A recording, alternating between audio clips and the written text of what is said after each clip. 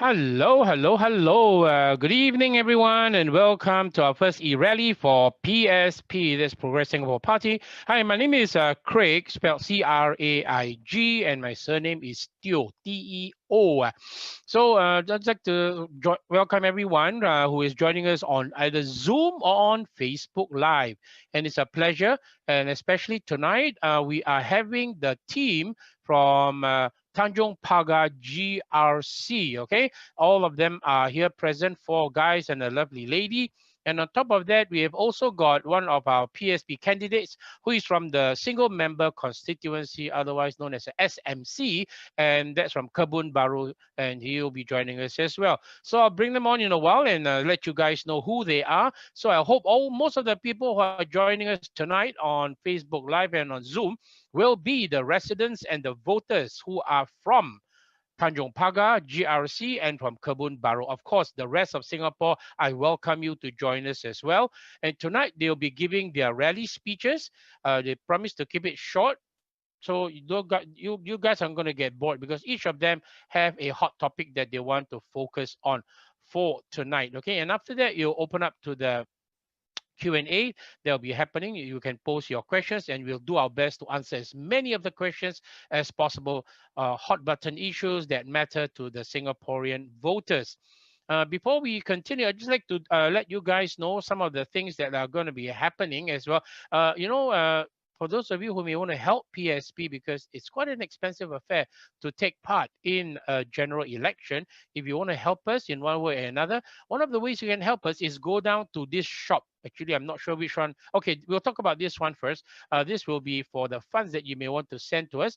If you have it on your mobile phones or iPads, you might want to take a screenshot of this. This will be very easy for you. You can scan me. You see the QR code there on the right-hand side of the screen. That will bring you to our website where you can make a donation. And for those that want to do it by pay now, you can send it to our DBS bank number. The UN number is T19SS0061 England, Holland, Osaka, London. That is the UEN number for pay now. And when you do that, you always have to include the amount that you have donating to PSP, your contact number, and your name. Same for those who want to do it by check. You make the check payable to Progress Singapore Party, and you need to put your name, contact number, and email at the back of the check. You mail it to Progress Singapore Party, 170 Upper Bukit Timah Road, Hex 14-04 Bukit Timah Shopping Centre, and the postal code there is 588179. And can my tech team please bring up the next slide? That's from the ELD department, explaining why this information has to be given. This is not demanded by PSP, but it is a government rule that we need to give your contact number and your name. The reason is because in Singapore, only Singapore citizens, PR also cannot, only Singapore citizens who are 21 years and above are allowed to make donations to political parties, okay? So it's written there under the Political Donations Act, okay? It has informed us that this record keeping requirement, including the provision of contact numbers, supersedes the confidentiality provisions under the Personal Data Protection Act, otherwise known as PDPA. And PSP will ensure that all information provided is kept strictly confidential. So in case you're wondering, why so mafan? It's not because we want to, because this is a rule that is laid down by the elections department because they don't want to have people who are from outside of Singapore making donations or trying to control the outcome of the GE in Singapore. So that is the part of it. So for those later, we'll show the picture of the details for the UN account, the PayNow or Pillai, and later also the check and the QR code. And for those of you who love our PSP merchandise, can we bring up that slide, please, my good tech people, so we can show them? Yes, the PSP merchandise. If you want to buy our Otica Otter, which is very cute, is going for $30 each. But if you buy a pair, you get a $10 discount. And we have our cap selling at $10 each and the round neck t-shirt as well. So the shop that is selling the PSP merchandise. It's a shop that's called Passions, spelled Passions, and it is a shop that is selling a lot of antique watches. Okay, so the shop name is called Patches, and it is located at Unit 02332B, and Marina Square is quite a big shopping center. It is at the site that is nearest to Pan Pacific Hotel. Okay, so there you'll find the shop there. I was there, I visited that place. So once you go in the direction of where Pan Pacific Hotel, you'll find the shop that carries all this PSP merchandise. And the shop is open daily from 1 p.m. to 8 p.m. And also for those of you who may have not know this, but the PSP we have produced, can we bring on the newspaper article from the Xingming Bao, okay, for today? What we have done is that PSP is the first and only party that have done a short video in dialects. So you hear some Teochew, some Hokkien, a bit of Cantonese, and so on and so forth. So if you have time, go and take a look at this video. It's gone viral online, so you should be able to see it on the PSP Facebook page. Also on, I'm a member, so I posted it on my page. So my name is Craig Teo, so you can go there and look for it as well if you're having any trouble looking at it. So apparently 55,000, I think about 50,000 people has seen it, and it's also going on WhatsApp and things like this. So this was an article done by Xingming Bao today, saying that how PSP is using to reach out to people who are in the pioneer generation.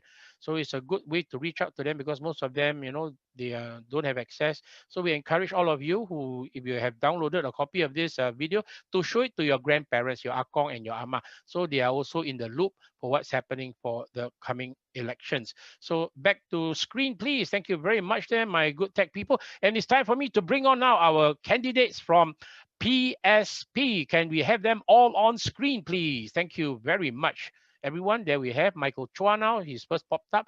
Okay, all of them are popping up now on the screen. And let me introduce them to you, Singapore. And we have now Michael Chua. And just wave your hands so at least you know who you are, Michael. So that's Michael Chua. He's the organizing secretary for PSP. He's the guy that is like, the chess master telling everybody what to do here and there, So that's very important. And besides Michael, now we have also Harish. Harish, can you just wave your hand so that they know who you are? Hi, Harish. Hi, welcome to the program. Today is our e-rally, so we're going to see you guys all in action, and they are all part of the Tanjong Pagar team. The next one is the only rose among the sunflower here, and you have to unmute yourself, Wendy. Okay, that's Wendy Low. You have to unmute yourself and say hello to Singapore. Wave your hand so everyone know who you are, in case they are not sure. This is the lovely Wendy. Hello. Yep, there she is. She's also part of the Tanjong Pagar GRC team. And who else do we have? There we have Abbas bin Kasmani. Abbas, there is Abbas. Good evening, yes, thank you. He's in charge, I believe, of the Queenstown zone within the GRC. And we have the youngest member in the team. He's in charge of Bona Vista. That is Terence Soon. Hello. He's a pilot with Singapore Airlines. So he's the youngest member in the Tanjong Pagar GRC. Just became a daddy. I think let you introduce yourself. And of course, last but not least, the only guy who is not in Tanjong Pagar GRC because he is contesting in Kebun Bahru SMC, and he's none other than Kumaran Pillai. That's Kumaran there. So guys. Hi, guys. Yeah, hi. Good to have all of you on board here tonight. So I guess Singaporeans have had their dinner. They understand what's going to happen.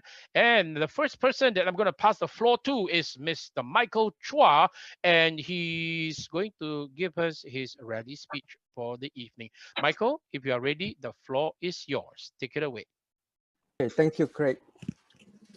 Good evening, ladies and gentlemen, and particularly to the residents of Tanjong Pagar GRC. This is quite unusual. We are doing a live rally. I believe the rest of the other political parties have chosen a different format, but we decided tonight to try to do our live rally speeches. And this is something that is a bit unusual because you can't get your adrenaline flowing without the crowds out there. Okay, but nevertheless, we try to do it.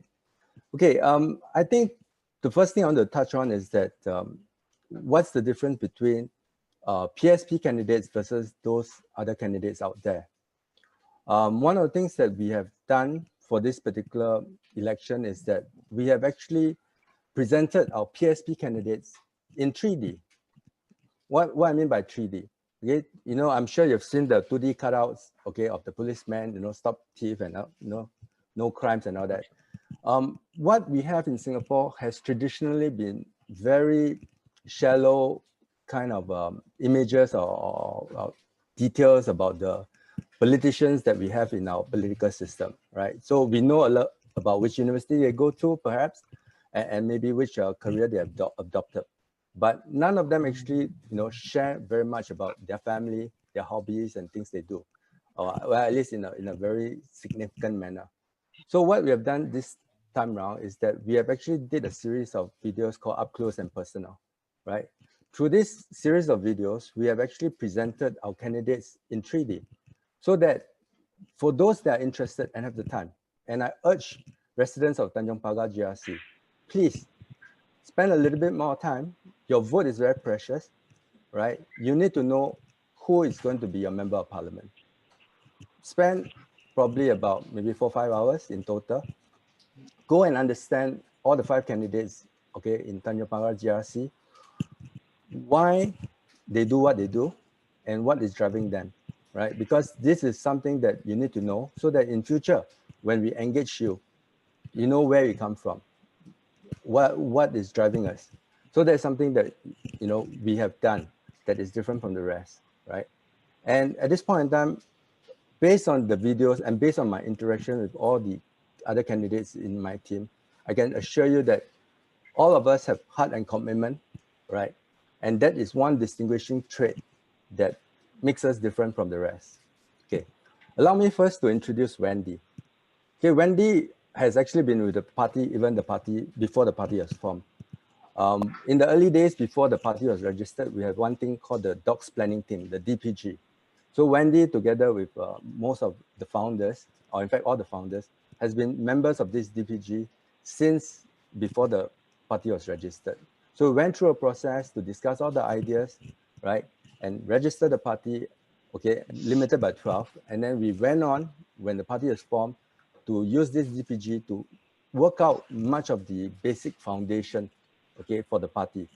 So Wendy has played a significant role to be part of DPG and to continue to work with the rest of the members that came in subsequent to that, right, in various activities.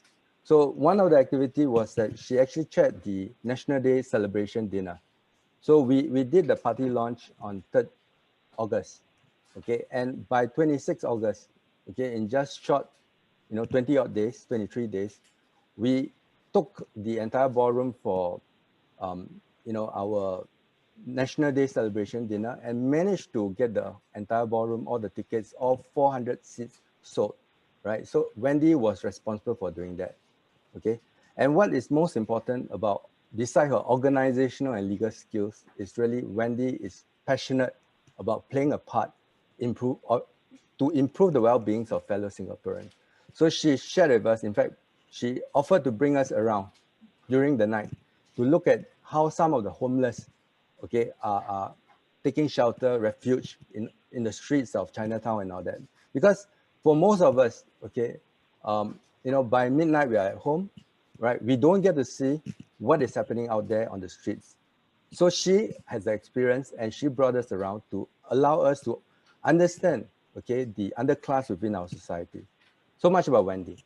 Abbas, okay, has been our chief trainer.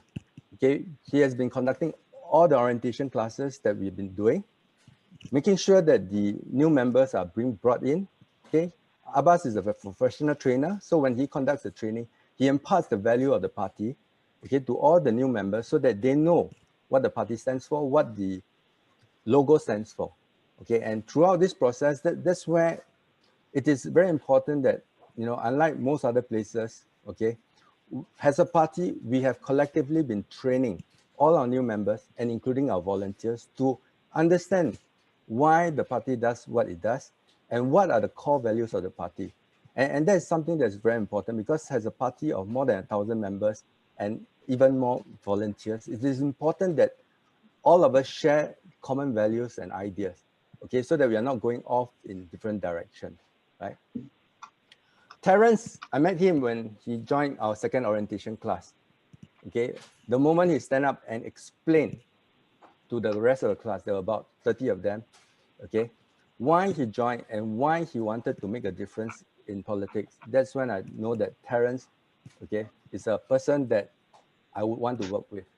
Okay, so very soon after that, managed to get Terence on his off day to come and join Doc, okay, for a coffee session. Okay, in PSP, we don't have tea session, we have coffee session. There's no tea really served at the, Doc's house, but we have lots of coffee. So Terence joined us, had a coffee with Doc.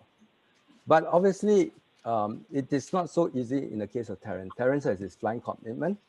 And again, as a young person, there are a lot of doubts, okay, when you take on this challenge like that, okay. So we managed to work closely with Terence to understand what are the difficulties, and more importantly, okay, I must thank Singapore Airlines that, they have been very flexible and forthcoming to support Terrence's effort to stand as candidate, okay, and even at this period, right, even as flying schedules are being resumed, SIA has allowed him to apply for no pay leave so that he can be fully committed to the entire campaign, okay. Beyond the campaign, we will look at what are the other issues for Terence to continue to be pilot, or potentially look at other options as well. Harish, okay, is actually no stranger to those people in the open source movement. He started Red Hat Singapore, okay, and been involved in Linux and all the other very techy stuff. Okay, but that is his professional and perhaps his hobby. Harish also was responsible as one of the founders for a group called Election Khakis. Okay, he was interested to understand how collectively, okay, we can strengthen the electoral system and democracy in Singapore. Okay, part of it is allaying the fears of voters in voting secrecy, right? So Harish, together with his friends, formed Election Khaki and taped certain videos to explain the election process so that people that are concerned about voting secrecy, concerned about the entire process of, the voting process, can be assured that voting is secret.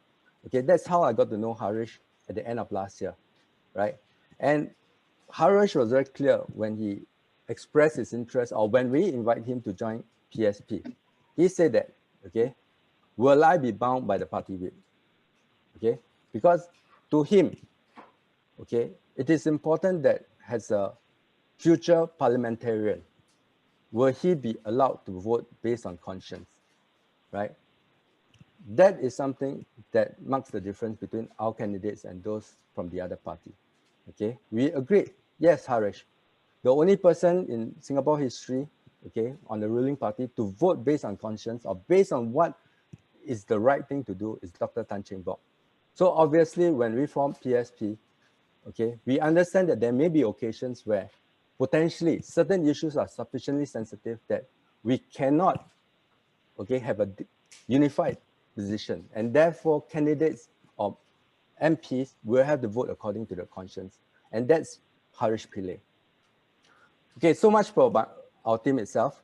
Let me also touch a little bit about Kumaran. Kumaran is a good friend and advisor, right? He's an entrepreneur, and at the same time, he's also a journalist, okay? Being a journalist, he has actually made significant progress, okay, in his professional career as a journalist.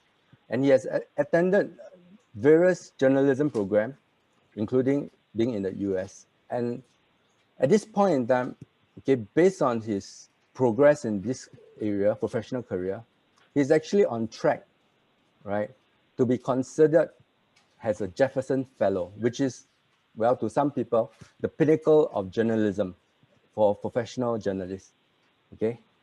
But by offering himself to stand as a candidate for Kebun Bahru, what Kumaran is saying is that, okay, he is willing to forego, okay, this possibility to be considered as a Jefferson Fellow, right?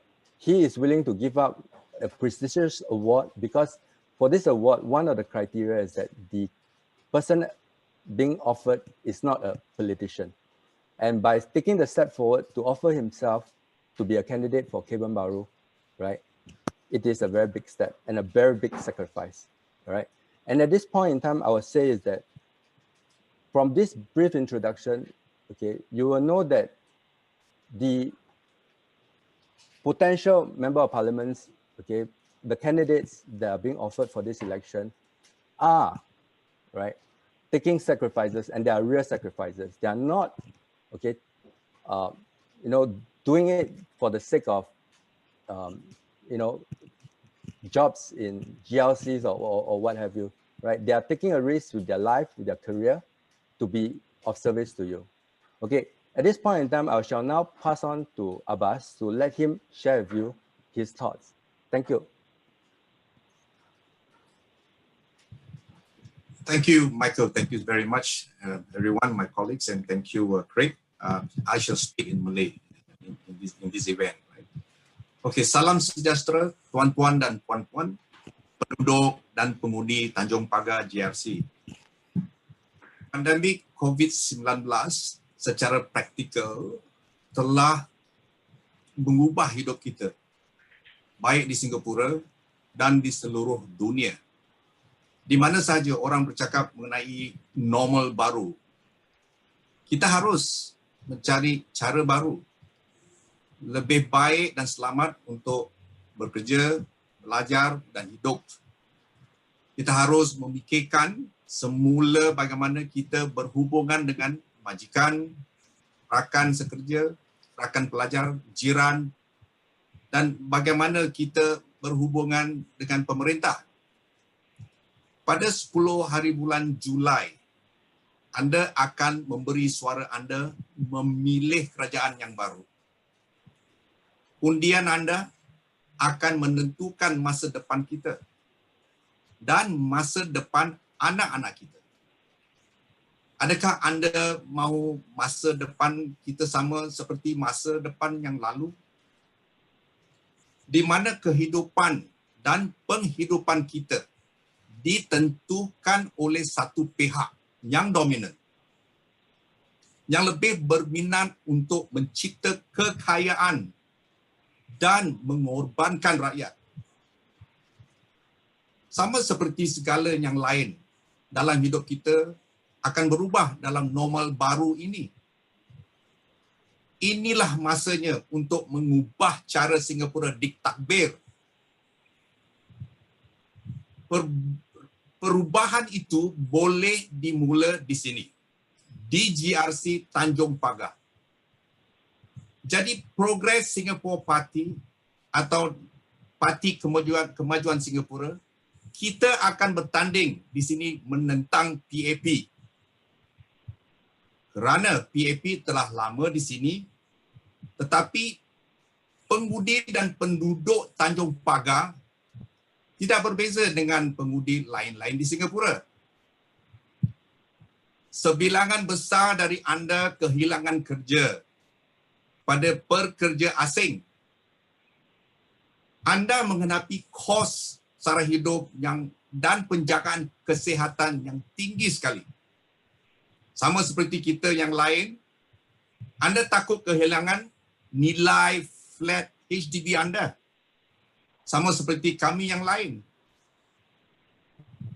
Dalam masyarakat Melayu Islam, dengan TTFS, subsidi yuran pengajian tinggi oleh Mendaki, kami tidak melihat banyak kemajuan dalam pendidikan, pekerjaan, perumahan dan bidang pembangunan sosial yang lain. Jadi pendek kata, kita mempunyai lebih banyak masalah dari penyelesaian. Banyak masalah ini wajib dikurangkan. Anda lihat, berapa masalah ini adalah hasil daripada dasar pemerintah. Dan kerana kita mempunyai pemerintah satu pihak, dominan, dasar-dasar ini tidak dipersoalkan atau dicabar. Dalam normal baru ini, PSP ingin mewakili anda untuk mempertanyakan dan mencabar dasar ini.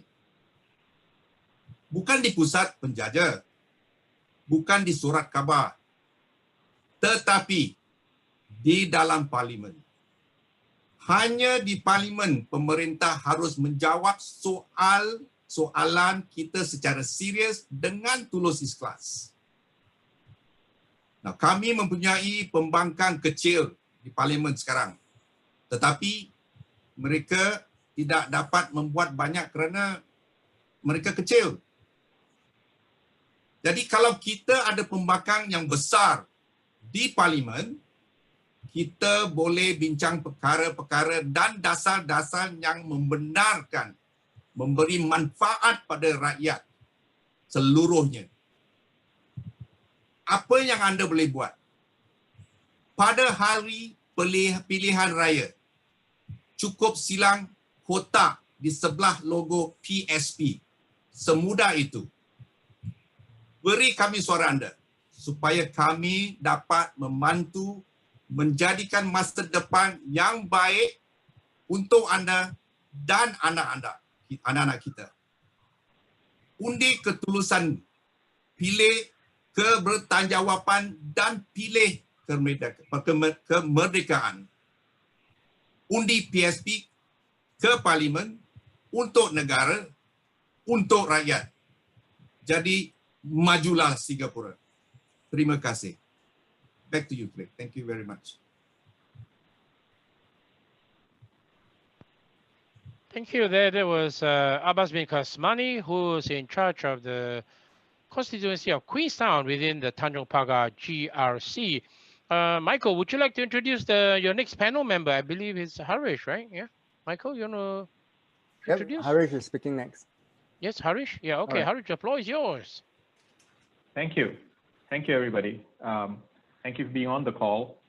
Thank you for taking time in this evening to be listening to us talk about what our vision and our plans are for Tanjong Pagar GRC. So good evening. My name is Harish Pillay, and I've been a new member of the PSP, as Michael has explained. I joined earlier this year because I feel that there is a lot of things that I could possibly contribute to making Singapore a better place. So it is with a lot of humility that I stand before you as a candidate from the Progress Singapore Party running in the Tanjong Pagar GRC. I decided to step forward to serve my country because it was becoming clear to me that over the last decade or so, we have been led down a path that is not sustainable for our children, for our grandchildren, and for Singapore. Now, what do I mean by that? Let me tell you a simple story from a viewpoint of my niece. I have a 2-year-old niece, and I am sure many of you have young children like her in your family as well. My niece would live to see the next century, but what kind of Singapore would she be living in? I would like to do my part to ensure that she, her children, and her grandchildren will be able to live well and thrive in Singapore as our parents and us have been able to do so. The things I believe we need to change are, first, change to a sustainable economy that does not mortgage the future of Singapore to economic growth and the effects of global climate change, which risks Singapore becoming an unlivable place. Second, focus on improving the lives of the population that is living in Singapore and not just on growing the population. Third, measure the prosperity of our nation not just by the things or infrastructure we have built, but by the ability of our citizens to live happy lives. I grew up, like most of you, reciting the pledge every day in school. I will recite it now. We, the citizens of Singapore, pledge ourselves as one united people, regardless of race, language, or religion, to build a democratic society based on justice and equality, so as to achieve happiness, prosperity, and progress for our nation. These words have been repeatedly said every morning by every single Singaporean when they were in school, and we are reminded of it on an annual basis. It is actually a very meaningful phrase. The pledge captures both our shared ideals of the Republic of Singapore to help our citizens, like you and me and my niece, to achieve happiness, prosperity, and progress. She would, my niece, over the next 15 to 20 years, go to school and I hope become a happy young lady living in Singapore. By the time it's probably 2040, what would Singapore look like in 2040? Would the changes in the climate be so bad that she will be faced with an unlivable place? Would Singapore be so crowded with a population in excess of 7 million people? Would we have taken away all the remaining forests that we have in Singapore to house the additional people that are going to come in? Is that the world she has to grow up into? Or should she have a better, brighter, and more compassionate future? I'm standing for election and asking for your vote because I want to be able to be the one that can help pass on to her a Singapore that she can raise a family and live a happy, prosperous, and fulfilling life. I want to be able to tell her that I did all that I could to tackle the threats, the existential threats facing our country. That I made sure that I helped to reduce our dependence on fossil fuels and accelerate Singapore into a 100% renewables-based economy. We can do it. We are small enough to be able to do that. And that is what I want, because if we can do that in the right possible way, by incentivizing our people, our engineers, our dreamers, our artists, our scientists, our planners, to create technology and designs that made us and help us transition to a sustainable energy future. You cannot have a sustainable energy future and expect to have a smart nation. If these two have to go together, the smart nation is necessarily riding on a sustainable energy future. This transformation is the reason why she will be able to live in a country that is exporting renewable energy, maintaining the same amount of population of approximately 2025, with a society that is looking after well the ones who are challenged and disadvantaged. I want to leave not only for her, but for all of our nephews and nieces and sons and daughters, families and friends, a legacy that Singapore, through the leadership of the PSP, steered the country from going down a path of ever increasing dependence on fossil fuel and technologies that are not sustainable, so that we can then create a compassionate and a happy country. Let me ask you a question. Do you expect your children to have an easier or a harder life than the one you had? We all want our children and our grandchildren to grow up in a world where they have the similar and growing opportunities for them to be able to live happy lives. In many areas of Singapore, we have been presented with false choices. For example, pursuing growth in financial services at the expense of technology, at the expense of arts. That is really unconscionable from my perspective, because a person is not just defined, a country is not just defined, a people is not just defined by the amount of money or whatever in that sense that is made. It is the rest of life. Life is a cacophony of all kinds of activities, the arts and culture. These are fundamental to everything that we do. Just as pursuing economic growth doesn't require reducing freedom of expression, we need to ask very simple questions. Has your life become easier or harder? The last few words in the pledge that I recited earlier, so as to achieve happiness, prosperity, and progress for our nation. There are very important three key ideals that we need to keep remembering and recounting and checking against And the most important of the three, I feel, is happiness. Because if that is not realized, I'm not sure exactly what are we trying to achieve. We want to be happy in doing whatever that we are trying to do. It cannot be just measured in terms of how much infrastructure or roads and highways and train lines and airports and skyscrapers. That doesn't bring happiness. It is the life you live with your family and your friends, and when you enjoy the rest of Singapore and nature and every other thing, and arts and culture. That's what brings life happiness. That's what brings us a meaningful life to live. We are seriously, unfortunately, missing a lot of this right now. I would also want to be able to, for all of us to be able to address the very important issue of our financial situation. For example, the issue of withdrawal of CPF contributions.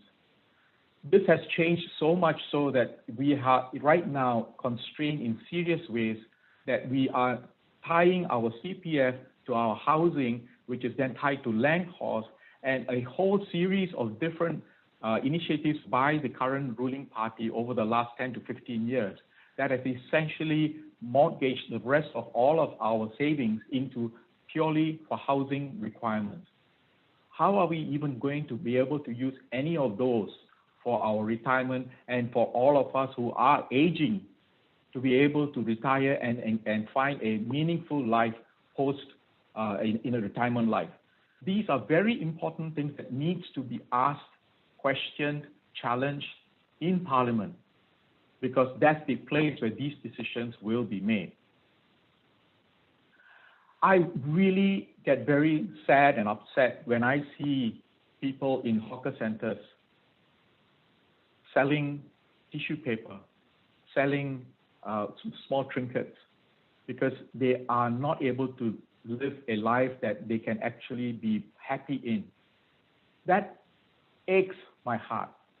I've seen it so many times. It's frustrating. I've had friends from other countries visit Singapore, and when we went out for lunch together, they were asking me, Harish, why is it that there are older people in Singapore, in the hawker centers, cleaning tables and doing that kind of stuff?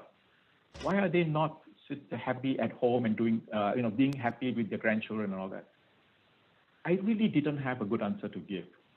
If we are truly a first world nation, we do not have a situation where our people can live first world lives. We are definitely not. So with that, I would love to hear from you later on during the Q&A. I would also love to have engagements with you, as we have been, as we go walk around in the walkabouts, to ask questions of us as what is it that we can bring to the table. With that, I thank you very much for listening, and I hand it over to Craig. Thank you, Craig. Right, thank you. There was Harish Pillay, who is taking the Cane Hill area, right? Yeah, Cane Hill. Cane Hill. That's right. That's right. Sorry, I'm getting myself a bit out of out of sync there. Okay, the next person I'd like to bring on is the only rose among the sunflowers tonight, and she is none other than Wendy Low, our lawyer, intellectual IP lawyer. Wendy, the floor is yours. Say hello to Singapore. Hello, and thanks, Craig. Good evening to everyone. My name is Wendy. I'm an intellectual property lawyer, and I've spent a large part of my career with one of Southeast Asia's largest firms. So what I'm about to speak of tonight really comes from a viewpoint of innovation and what I see as some of the fundamental issues with our current economy. So essentially, we're at this juncture where the government is telling us that they have all the economic roadmaps and they know exactly where this economic GPS is going to lead our fellow Singaporeans. But this is really a distraction from the real issue. Let me explain. I think there are 4 key points. One, if you take the analogy of a car, then what we have is that really it's an economic car engine that is faulty, and there's really no power to push it along other than our fellow Singaporeans who are working longer and longer hours. And it's not just sufficient that you put in those long hours. At the earliest opportunity that there are cheaper foreign talents who are available, our fellow Singaporeans are displaced. Third, the issue is that when there are any faults happening with this part of this entire economic structure of the vehicle, what the government typically would say is that they do not know of anyone who has asked us to apologize. So they make no apologies for the faults that are occurring on a regular basis, and the problems just get pushed further and further downstream. Four, the problem is that for the few times there are any profitable innovation to the engine, the driver uses its resources to either replicate or get a cheaper third party to copy some of these designs. And actually, this leaves very little incentive for small Singaporean businesses to continuously innovate. So these are some of our fundamental issues. And what we end up with is really a flashy, beautiful car with a so-called advanced economic GPS, but the car itself is structurally and economically and fundamentally crumbling. So what are some of the solutions that PSP has actually thought along where we could bring about true reform? And again, I think there are 5 key points for me to elaborate, both from a party's perspective as well as my own reflection, having seen what I've seen on the ground. First, I think we need an inherent innovation from within, starting from this current election. We need all our professionals, teachers, artists, as Harish has mentioned. We have a huge diversity of experience, not just based on our CVs, but also based on our diversity in thought. We are not bound by party whips, but as Michael has earlier introduced, we are people who truly believe that we should be pushing thought and progress based on our individual's conscience. So it is not a structural formulation that we're going with us joining PSP, but they're all presenting ourselves as individuals with our ideas, aligning ourselves with the party, and putting ourselves forward that if we are future MPs, that we really just want to genuinely bring the best ideas to our fellow Singaporeans without bounds and without limits, and most importantly, be guided by our own conscience and our sense of what is compassion. Along with that, I truly believe as well that our civil service needs to be reformed. And by that, I really mean that we need to start thinking of assessment based on skill sets and not paper qualifications. Paper qualifications are important and they can be the starting point, but it cannot be the ending point. And when we have that true innovation of our civil service, what that brings about is real productivity from even our civil service brothers and sisters, who can then be motivated to be outwardly innovative. The second large point I would like to deal with is really on social security, and that is based on the premise that no Singaporean should be left behind. The 4 recent budgets have provided some relief, but because of the complicated criteria, this relief do not reach our most needy Singaporeans in a most timely manner. Why can't we start looking at simpler solutions at a long-term basis on helping our fellow Singaporeans? And I think some of the more immediate and simpler solutions can possibly be taken from simply giving Singaporeans access to their CPF in times of need, such as a recession or in the current times of the pandemic. After all, CPF monies belong to our fellow Singaporeans, and there's no reason why they should not be drawing on their own savings. More importantly, this will also give us immediate and timely relief without heavily drawing down on our national reserves. A resident I've spoken with has also suggested ideas such as allowing elderly Singaporeans enjoying interest accumulated from their CPF. And I think this is an idea that merits further consideration. A related point I've raised in an interview, a discussion I had earlier today, is really why are we looking to key party leaders or key 4G leaders for any form of ideas or solution when we can really be sitting with our fellow Singaporeans and looking for solutions from their perspective. And I think what we need to really bring about is the true ground out leadership to really bring about better solutions for Singaporeans. Related to what I mentioned about a CPF withdrawal, I think at the baseline, we should be talking about excess of CPF to allow for a minimal living wage. But at this current juncture, there is very little data to support what is a viable living minimum wage for our fellow Singaporeans. And I do hope that we can push for an independent study as to what this criteria entails. In most surveys that has been commissioned as of today, it looks about basic survival.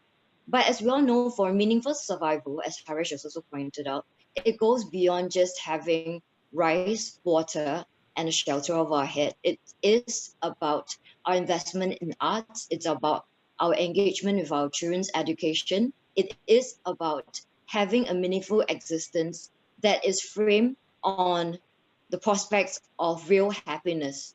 And with that as criteria, and with that as fellow potential MPs that's coming forward, we are looking at multiple trunks to this conversation instead of having one party dominating that dialogue. And I think it's when you have that multiple prongs looking at a current situation that you can bring about more meaningful discussions and solutions. And at the end of the day, with this minimal living wage, what I truly also believe that should form the base criteria for our low wage workers. And that is when we can really start talking about helping our fellow Singaporeans who are earning the lowest strata of income, that they themselves become elevated, that they themselves find meaning, and they themselves go beyond mere survival. The third point I would wish to bring up is also the idea of job creation for Singaporeans, of which we've been hearing a lot about. And specifically, I would like to say this in relation to our young graduates and also our PMAPs. One of the key reasons I believe why our young graduates are finding it hard to gain employment in times of crisis is that most employers see them as liability, even if their training and salary to some extent could be subsidized. What we need fundamentally is really a mindset shift.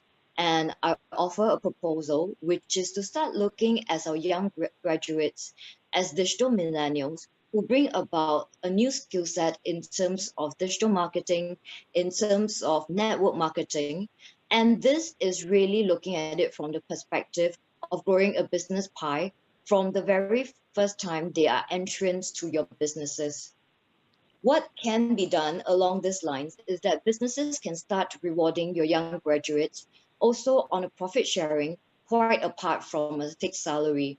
And this profit sharing element can help bridge the slightly lower wages that they may be asked to take on for the temporary time that we are having this recession period. So it's a win-win situation whereby the companies themselves may be able to afford promising opportunities at slightly lower wages, thus resulting in cost savings for the businesses. But at the same time, there's potential for the graduates to upside if they can leverage on their marketing skills to bring about bigger business opportunities for their employers. So we should be looking at more strategic directions instead of looking at a one-sided dialogue where we're just asking the graduates basically to, for want of a better word, to suck it up, live with lower wages, and hope that the economy recovers sufficiently for them to move on. And with this, I would also suggest that the state also look at making marketing and digital marketing compulsory elements of studies for courses before our IT, our polytechnic, and our university students graduate. And therefore, they can be part of their curricula and part of their consciousness and awareness as they seek their employment. And with the increase of lecturing positions, this can create opportunities for PMAPs who may be looking for transitional roles. And PMAPs themselves may have had strengths marketing in different industries that they can offer real life training opportunities to these students. So this is not just a win-win, but I think it could be a win-win-win solution. Turning specifically to PMAPs, I would say that in the time to come, a lot of the focus has really been on training or reducing foreign intake. But at the end of the day, what we do need to realize that the fourth industrial revolution is not just about foreign talents that are coming on board in a physical basis, but also competition that's being offered based on online availability of resources and labor from overseas. So how do we need to address that beyond just throwing lots of money for reliefs and retraining of our PMAPs? And I think this idea needs to come back to what we make of the fourth industrial revolution. Fundamentally, again, I believe it should be based on the premise of marrying technology or what are needs that are essential to human. And I think the COVID has taught us that what are our essential services? So what we should be looking at really is marrying of technology, AI and robotics with your food, with your energy, with your water resources, with your education and your healthcare. And then direct all your training focus to having your PMAPs become leaders when that shift is made available or when that shift is already now and here, that they should be making meaningful transitions and not just spend all these reliefs and training opportunities in untargeted, unfocused ways of just clearing KPIs for civil service to say that they have created those number of training opportunities. And fourthly, I believe we should be looking at sustainable growth. There's been recent controversy as to whether or not we are projecting for a 10 million population growth. But quite a number, apart from the numbers, what I do believe is that we should be looking at an ASEAN-oriented growth. ASEAN is projected to be the fourth largest economy by 2030, and they are our immediate neighbors. With our Malay community, I've also previously spoken that we should be moving away from a relief model and looking at an aspirational model for our fellow Malay brothers and sisters, so that we can look at ASEAN, we can look at Malaysia, we can look at Indonesia, and see what are the business opportunities that can be bridged, because there is a huge common similarity in both language, heritage, and culture that our Malay community can access in a way that the rest of us cannot. So why are we not tapping on this huge potential that we already have? And the next thing, when we talk about our new citizens who have already become part of us as fellow Singaporeans, we should be moving to a conversation where we're growing together.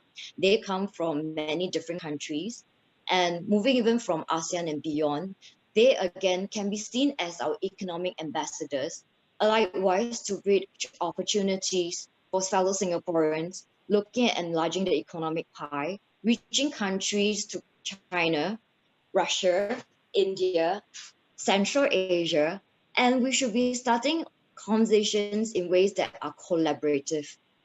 Finally, and my last point is that we should be looking forward on an economy based on wellness renaissance. And by that, I'm looking at affordable, preventive, and holistic healthcare for our elderlies. I'm talking about looking at Singapore as a country that deals with true happiness, and we should be aiming for zero suicide. And by that, I'm also talking about a sustainable economy where we could be exploring opportunities of building Singapore as a wellness hub in Asia, inviting tourists who come in for wellness treatment, and using that to cross-subsidize our healthcare and facilities without the burden of GST increases. So these are some of the ideas that we have, and we do hope that you can give us that opportunity to present ourselves and to speak to you as fellow residents of Tanjong Pagar to see how we can make Singaporean a beautiful, happier, and better home for all of us. Thank you. Right there, thank you very much. That was Wendy Low, one of the candidates from Tanjong Pagar GRC. And a very good evening to everyone who may have just joined us here on our Zoom webinar or on Facebook Live. My name is Craig, and I'm the host or moderator for this evening. Currently, we are letting all the candidates finish their rally speeches, and after that, we'll go direct into the questions that many of you have posted already. The next person we'd like to bring on is the youngest in Tanjong Pagar GRC. I mean, in terms of age, he's the youngest, and he's a pilot with SQ. So, Terence, the floor is yours. Say hello to Singapore, especially the residents of Tanjong Pagar. Hello, Singapore. Thank you, Craig. My friends in Tanjong Pagar GRC, my fellow Singaporeans, My name is Terence Soon. You can call me Terence, Terry, or if you can't remember my name, you can just call me bro. If you're wondering what a young person is doing in front of your screen now, you're not alone. You know, I ask myself 1,000 times also why I'm even here. You know, isn't politics a domain of people who are a lot older?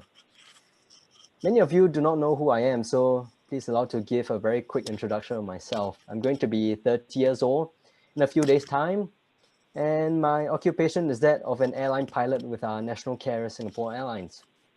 I'm very happy to say that I'm the proud father of a 2-month-old baby girl.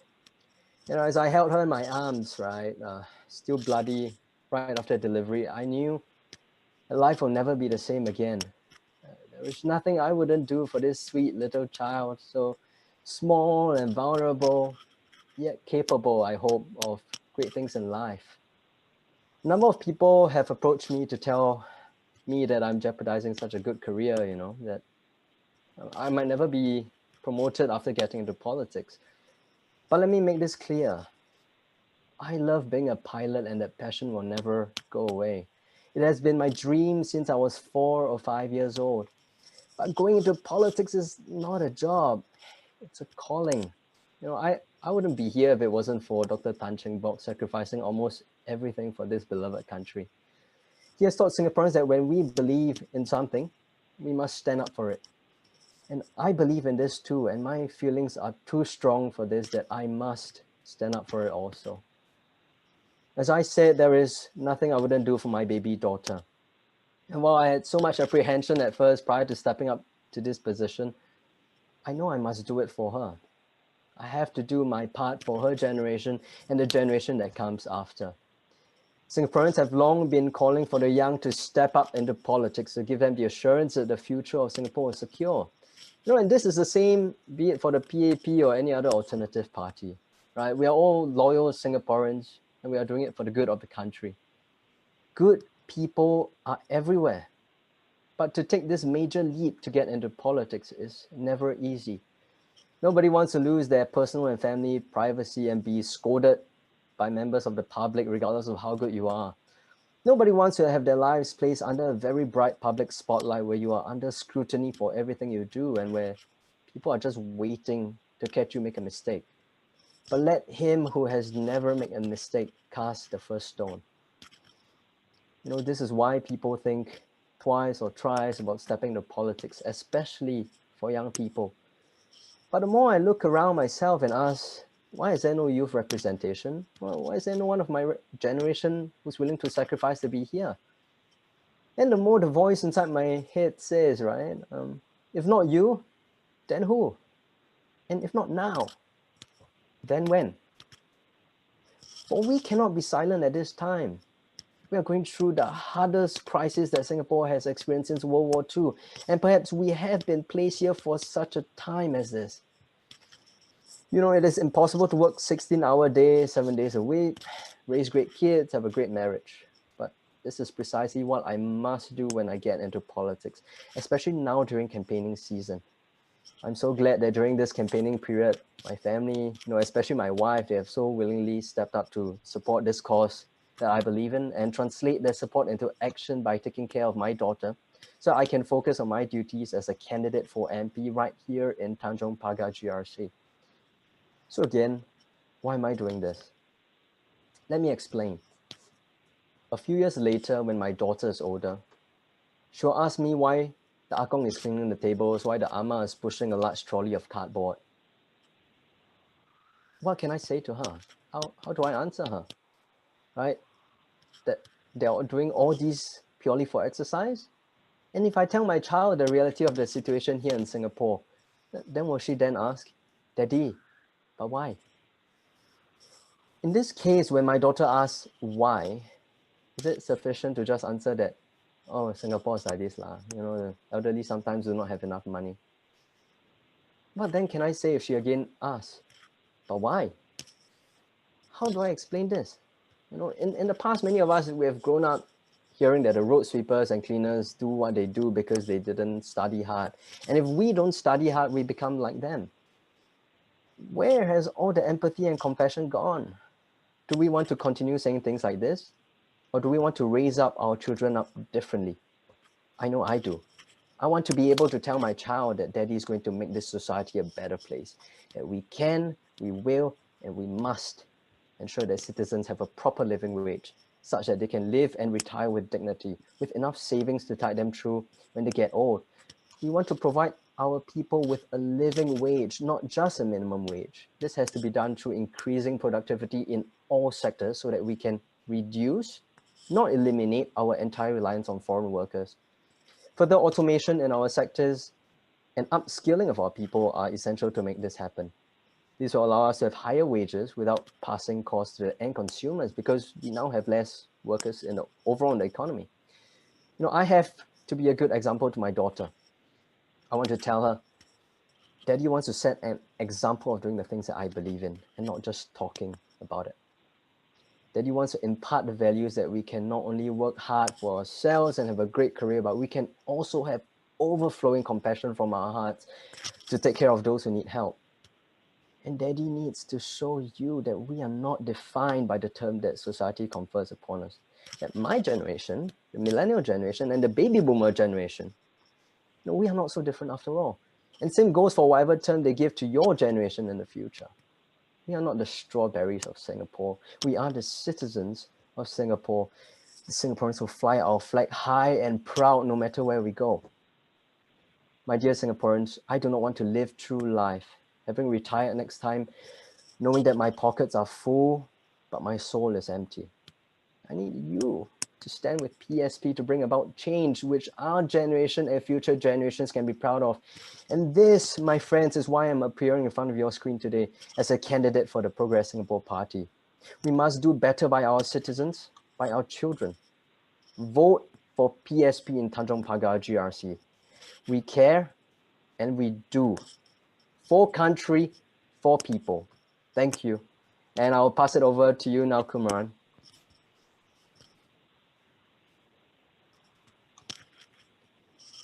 Hi, Kumaran. Maybe I just say a few words first. For those of you who have just joined us, Q&A will be available after the speech done by Kumaran. And by the way, Kumaran is from the SMC, which is the single member constituency of Kebun Bahru. And Kumaran, the floor is yours. Say hello to Singapore. Hello, Singapore. Hi, hi, hi.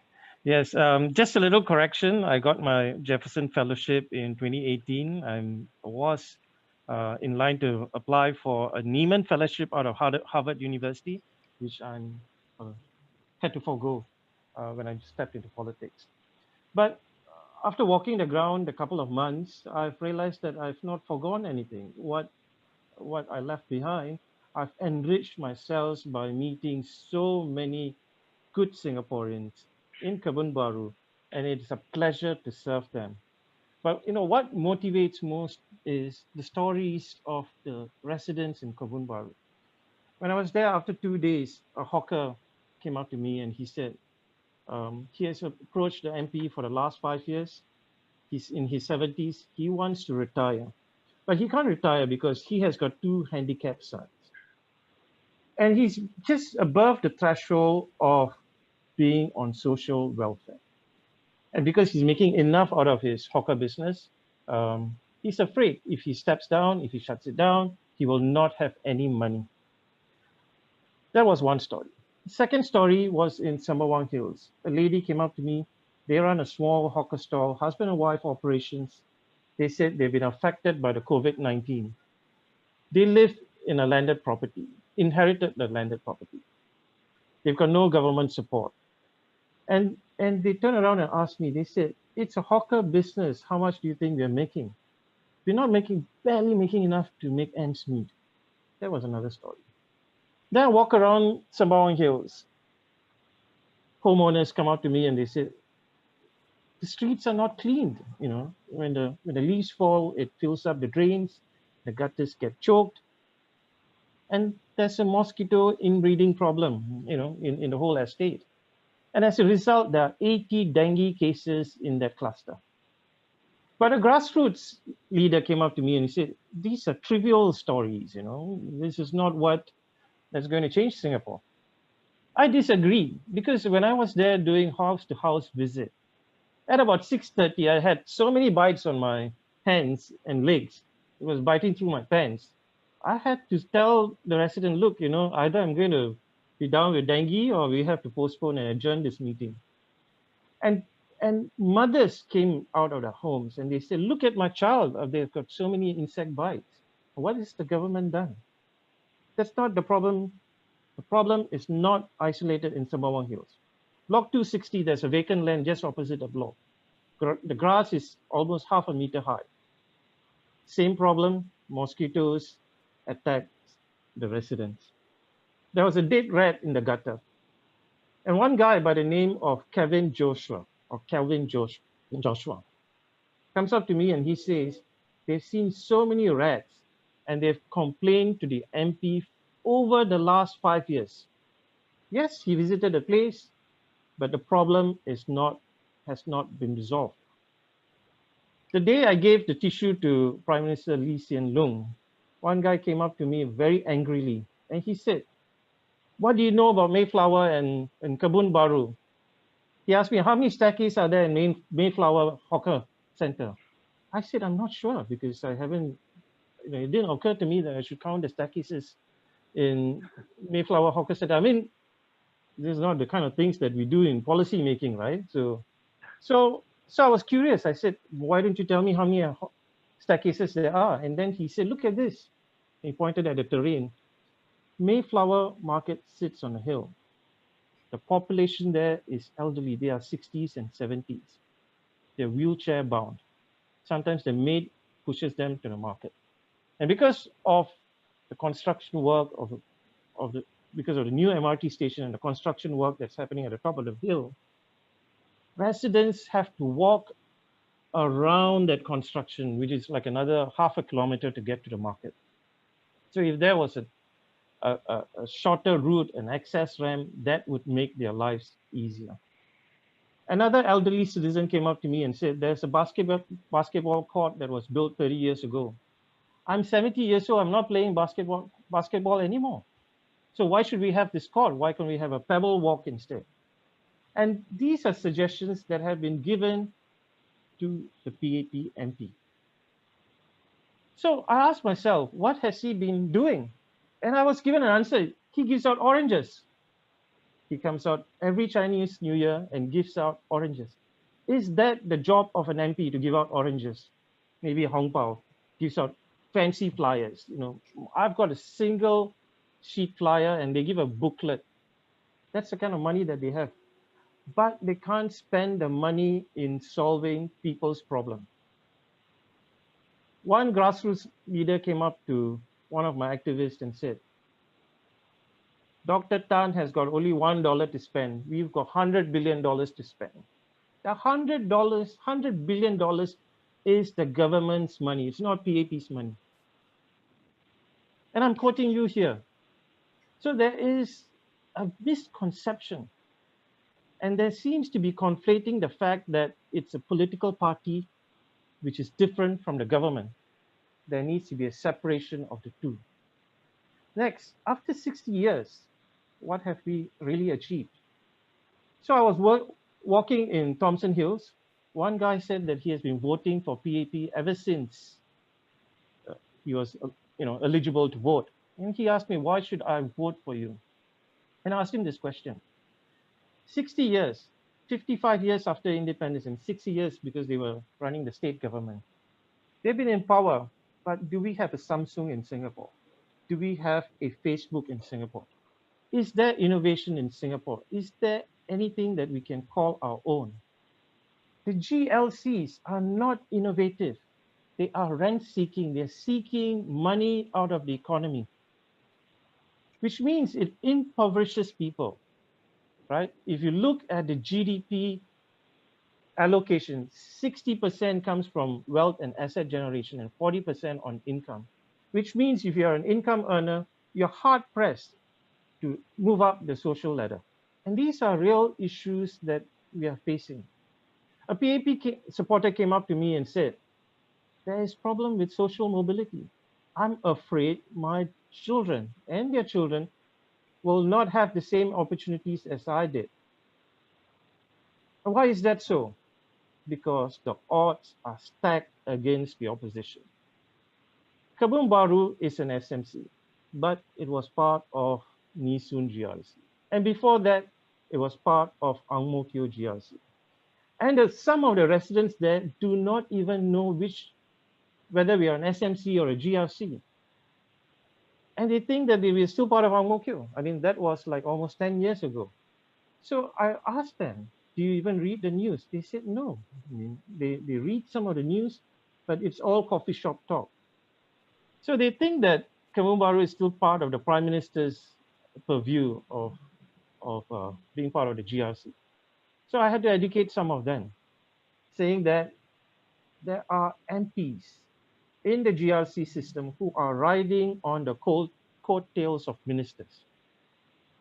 Clearly in Kebun Bahru, the MP hasn't performed. Giving out oranges is not performance by any standard, not in Singapore, not in Malaysia, not in any part of the world. So before you go to the ballot box next Friday, think about the kind of future that you want to have for yourself and your kids. The GRC system, the NCMP, the NNP system waters down our democracy. It is no longer a Westminster model. Indrani Raja comes out and says that you don't need opposition in parliament because we have NCMPs and NNPs. I beg to differ.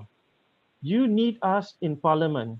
You want to break the supermajority of PAP so that we can keep the government in check, hold them accountable for the reserves, for your CPF. One restaurant owner, she goes by the name Rani, she says she is 62 years old. She has about 300,000 in her CPF account, but she can't draw that money out. That's one problem. She asked me, how can you assure me that I have my 300,000 in the account? I said, I can't, unless you put me in parliament. And if you want us to account and hold the government accountable for everything, your CPF, the reserves, your kids' future, vote PSP, vote us into parliament. With that, I hand over to Craig. Thank you. Yes, Kumaran, thank you very much there. So you are really walking the ground in Kebun Bahru, and I don't blame the residents who are staying there for not knowing whether they belong to Ang Mo Kio GRC or Nisun GRC. Poor guys there, so confused, you know. Every time an election comes around, the boundary gets cut up here and cut up there, and, and they don't even realize that some of them that they are now in an SMC. Okay, so once again, I'd like to welcome everyone who have joined us on the Zoom webinar and on Facebook Live. We are having our first e-rally, and the people in attendance this evening will be the team that is from Tanjong Pagar GRC, and Kumaran, who just spoke. He is from the single member constituency, also called SMC, of Kebun Bahru. So guys, it's time for us to take on some questions from the members of the public. So lots of questions are popping in right now. This is from Jocelyn Lim. It's not actually a question. This is the first question. Please connect with the elderly in Tiong Bahru and Red Hill, etc. They do not have smartphones to watch things that happens on Zoom, you know. So they are important pool of people too. So guys, if you do your walkabout, you know, just spend a bit more time talking to the elderly in the Tiong Bahru and Red Hill area. Now, next question I have right now is, are you guys coming to house visits in Tanjong Pagar area? Hello, Joseph Go. I believe these guys have been pounding the streets, right? So where have you guys been walking, man? Guys, the floor is yours. Share with Joseph, please, in Tanjong Pagar GRC. The team, go ahead. The floor is yours. Okay, Craig. I'll take the first one. Yes. Terence. Yeah. Hi, Joseph. Okay. Thanks for your question. We have actually been doing door to door every single day. I'm very sorry if we haven't visited your blog yet, or if I don't think we would have missed it. Yeah, but we'll definitely endeavor to cover your blog as soon as possible. Definitely before the campaign is over, and also if you would like to let us know where you know which area you stay. So yeah, we'll definitely pay you a visit. Thank you. All right. So the rest of you, you have also been pounding the areas, right? In Tanjong Pagar. I'm sure you guys have been just not going to the hawker centers or the markets, but to the individual houses as well. Harish, you might have something you want to share with us. You've been getting quite a warm Oh, yes. reception. Yeah, I mean, it's you know, we have been walking to all the blocks in the Pekyo area and to Little India, into the Teka Market area, and it is, you know, absolutely heartwarming to be able to knock on the door and have the residents come out. A lot of them are saying, I'm working right now. I'm on a webinar right now, but when I say I'm here as a candidate to invite you to vote for us, they say, okay, hang on a second, let me go and pause something and I'll come back to you. That is truly an amazing thing to see and hear, because that makes us, the effort that we put into this, going to a door-to-door, so much more worthwhile. It also shows that people are willing and interested to see. We have walked and walked. I can tell you, I now have figured out how to walk down steps in a very different way compared to what I've been doing the rest of my whole life. So there's a certain way to walk so that you don't get so tired at the end of the walk. Okay. So it's actually quite fun. I mean, I will share that, in probably a video when I'll make and share it out. But we have to do this, because the only way we can actually engage is to have the face-to-face communication with our residents, our voters. Because when I see you eye to eye, and when I tell you that I'm here to help you, the response that we get, almost every single one of them, 99% of them, have been saying, yes, we want to help you, we will help you. And just to mention the issue that Kumaran was mentioning about people not knowing where they are, that statement also came out where the place where I was at the last few days. They were saying, oh, we thought we were in Jalan Besar. No, I think we were supposed to be in Mormin. But now Mormin is under Tanjong Pagar. But the last time we were still in Mormin, but we then became under Jalan Besar. So how did that become back to Tanjong Pagar? So, this is the total disengagement of the population, of the citizenry, of the various constituencies, because they are just banded around as a hot football so that the ruling party can cleverly gerrymander what they need to do so that they can win votes for themselves. That, to me, is clearly an example of that activity which we have no oversight over. So to me, this walkabout has been a tremendous eye-opener. And the biggest eye-opener for me at the end of the day was what we did 2 days ago. We walked one block of flats in the Dorset area, which is all one-room flats. The warmth of the people in those one-room flats was really heartwarming, really. They all opened the door, they said, wow, you're here talking to us. It's as if they were invisible people to the incumbent, that they don't exist. I mean, that's the sense I received. And even the team that I was with, going around knocking on the door, they too felt the same warmth and the surprise that they were saying, wow, the PSP people are walking around. And when they come up to you and say, can I take a selfie with you? I mean, that takes the cake. I mean, that is fundamentally why we want to do this, because clearly it's not about taking selfies, but it's the warmth and the fact that they are being heard, that what they want, what their pains, what their concerns are now having an opportunity to be heard and hopefully acted on if we get a chance to get into Parliament. Back to you, Craig. Right, no problem there. Thank you very much there. There was Harish Pillay. So the next question I have is from... I just want to add some more of what... Sure. So yes, go ahead. My walk has been like ABC, the market, the brickwork. But we go house to house. Yeah, brickwork. Yeah, Harish, the main point was I was really surprised. I went to 3 residents. They are young, about your age, Terence, right?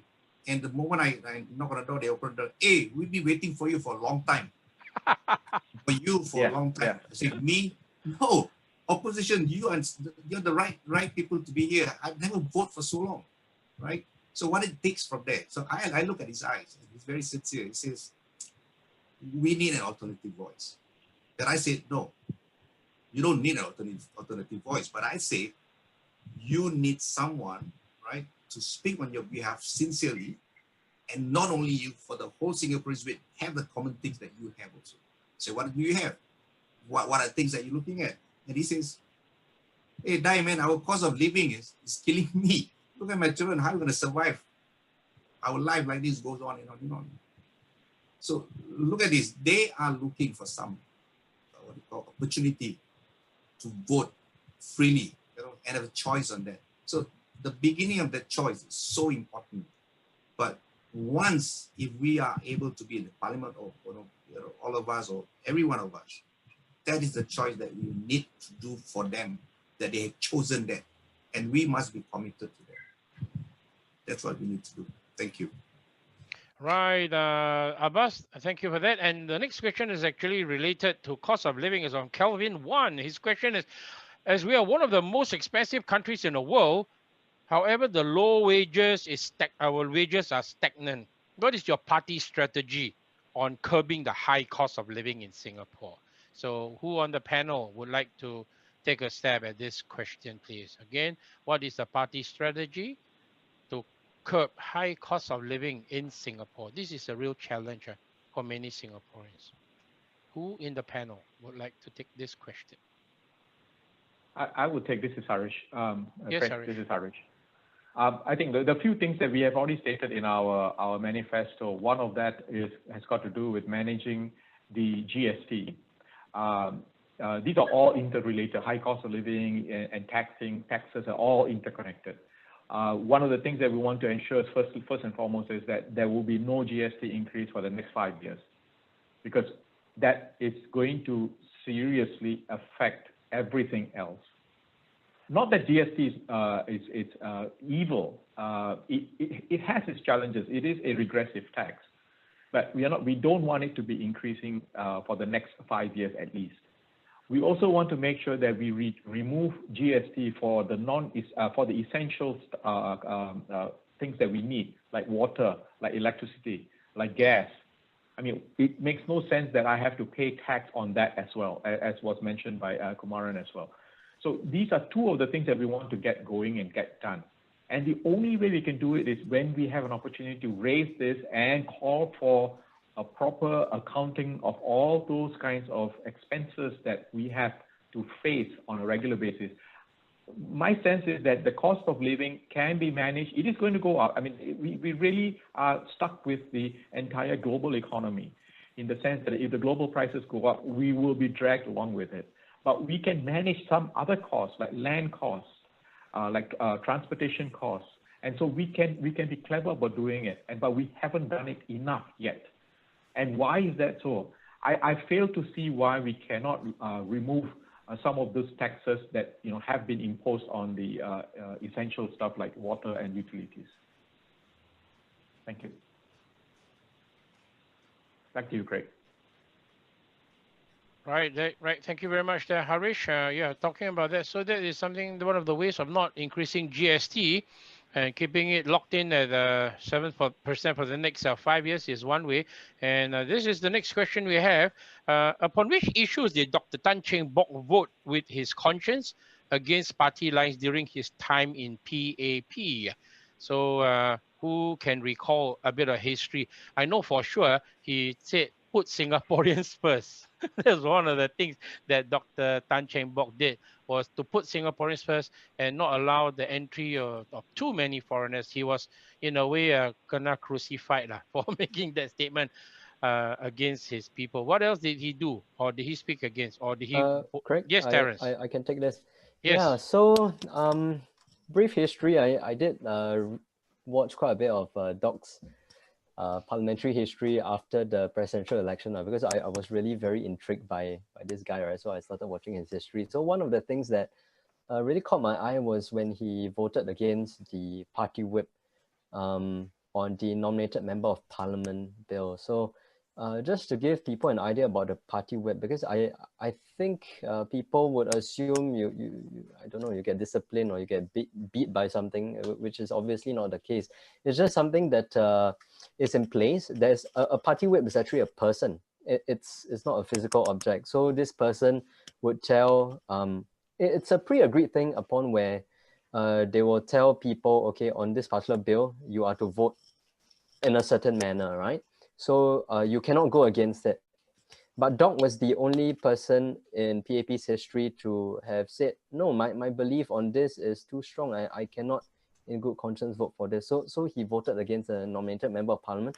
And that is why you will also see in the news over the past 2 days, he is very vocal against the NCMP scheme, right? Because of course the incumbent now, they are touting that, oh, we have an enhanced NCMP scheme now from 9 to 12. They have full voting privileges and they can vote on constitutional rights. But I think we are forgetting that the party whip is still in place on the PAP side. That's number one. And secondly, anything to do with constitutional amendments, well, they have more than 2/3 parliamentary majority. In fact, in this case, they would have 100% majority if they win all 93 seats. Even if you have 12 NCMP seats, it doesn't really make a difference. They can still make any changes that they want. And also the other thing is, for NCMP, same as the NMP that Doc voted against, they do not have the mandate of the people. If you don't have the majority vote from them, you are not elected. So what are you doing in parliament in the first place, right? So in order to have proper checks and balances, we have to have robust debate in parliament, and that comes by being an elected member of parliament. And I think probably someone else can add on to this point. Thanks, Craig. Right, thank you very much. Craig, let me just add to that. Sure, yes, go ahead, Harish. Today, one of the residents that we spoke with, the lady was saying, hey, you know, the Singapore Parliament is a joke, it's a laughing stock.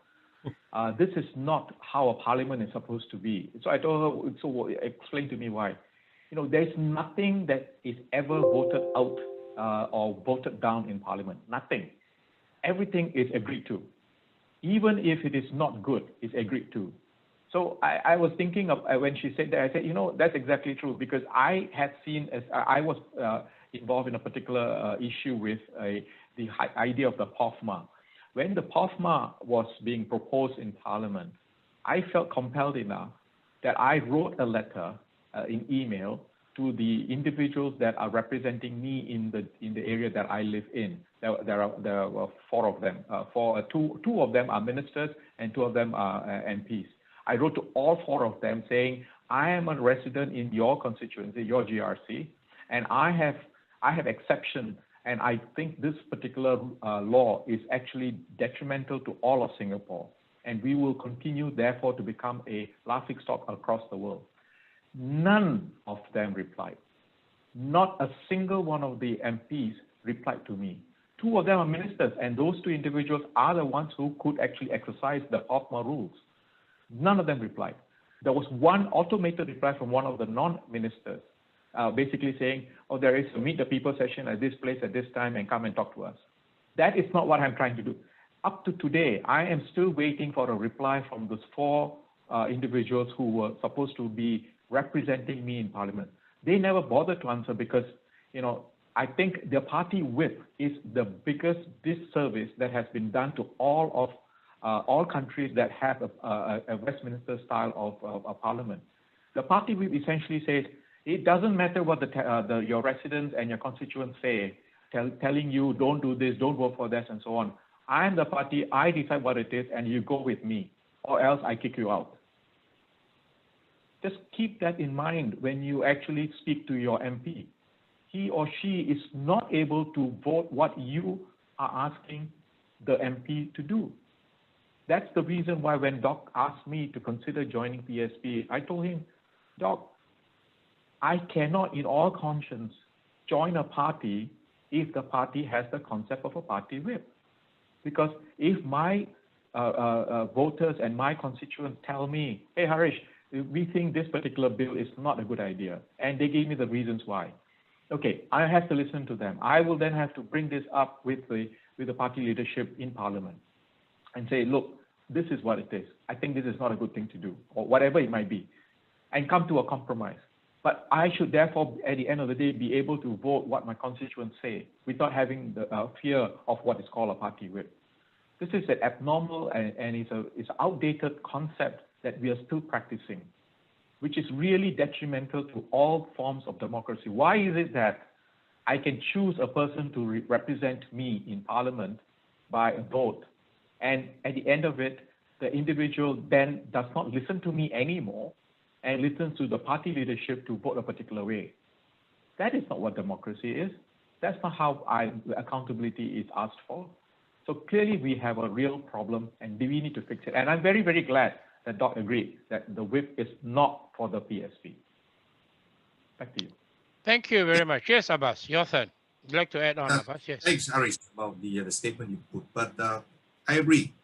You see, the party whip has been like, telling the son,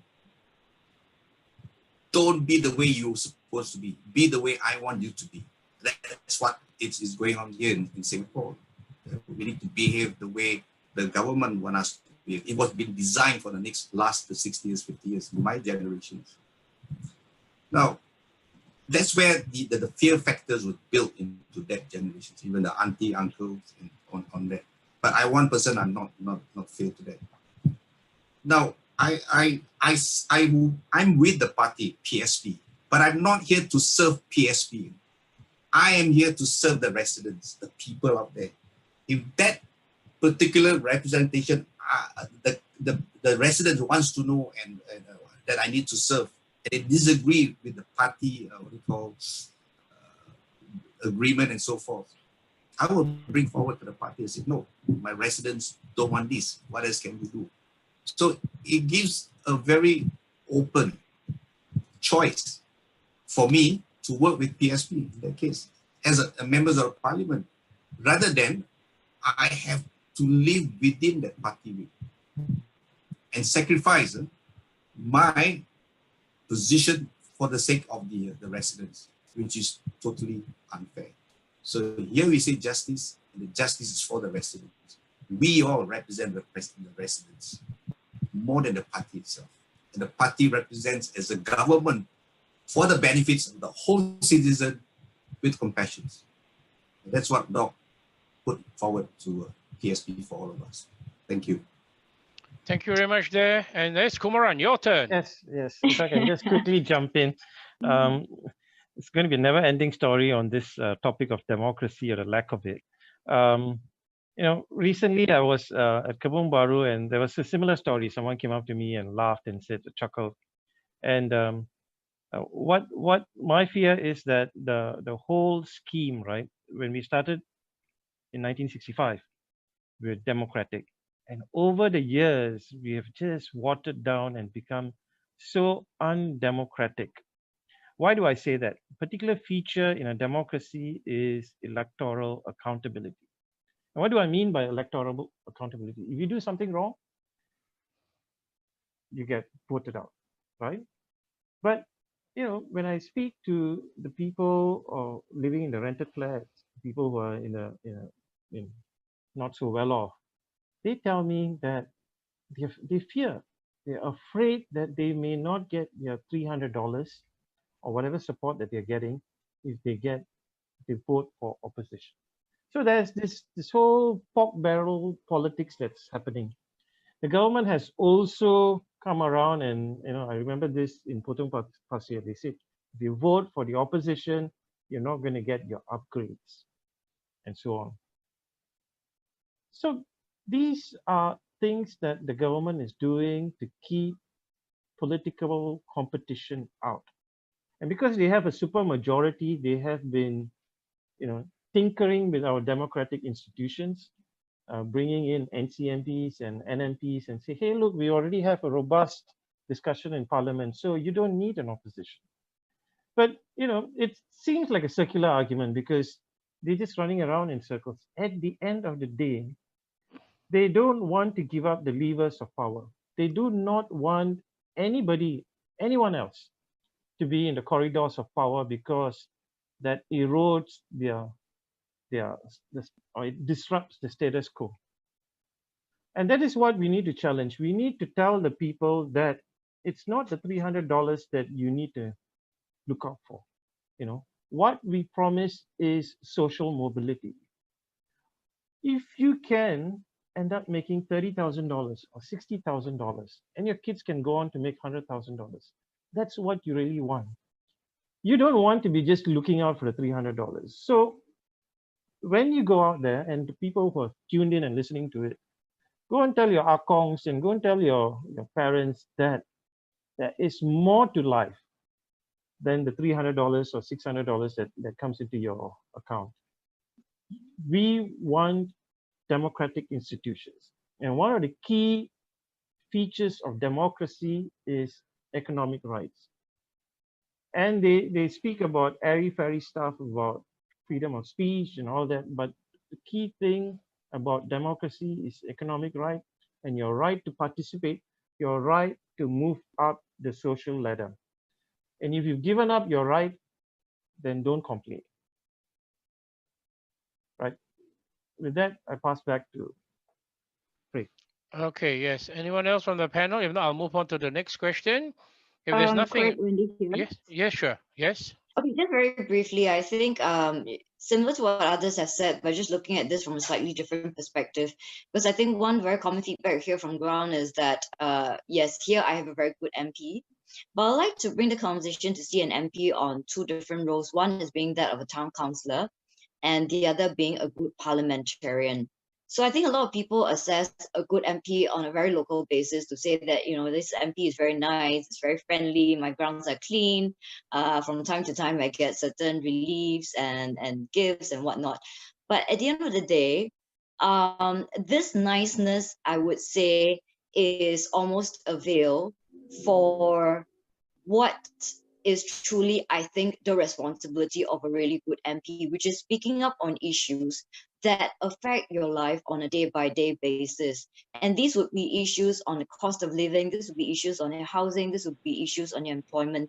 And if by the end of the day, that person, because of his or her affinity to a party, is bound by a particular party whip to vote for policies in a certain way, then that structure restrains that person from really being a good MP, no matter how nice that person is, no matter how many times that person smiles at you, because you are strapped by an oppressive system. And this nice MP has no way of speaking up for you, even if he or she truly believes in that.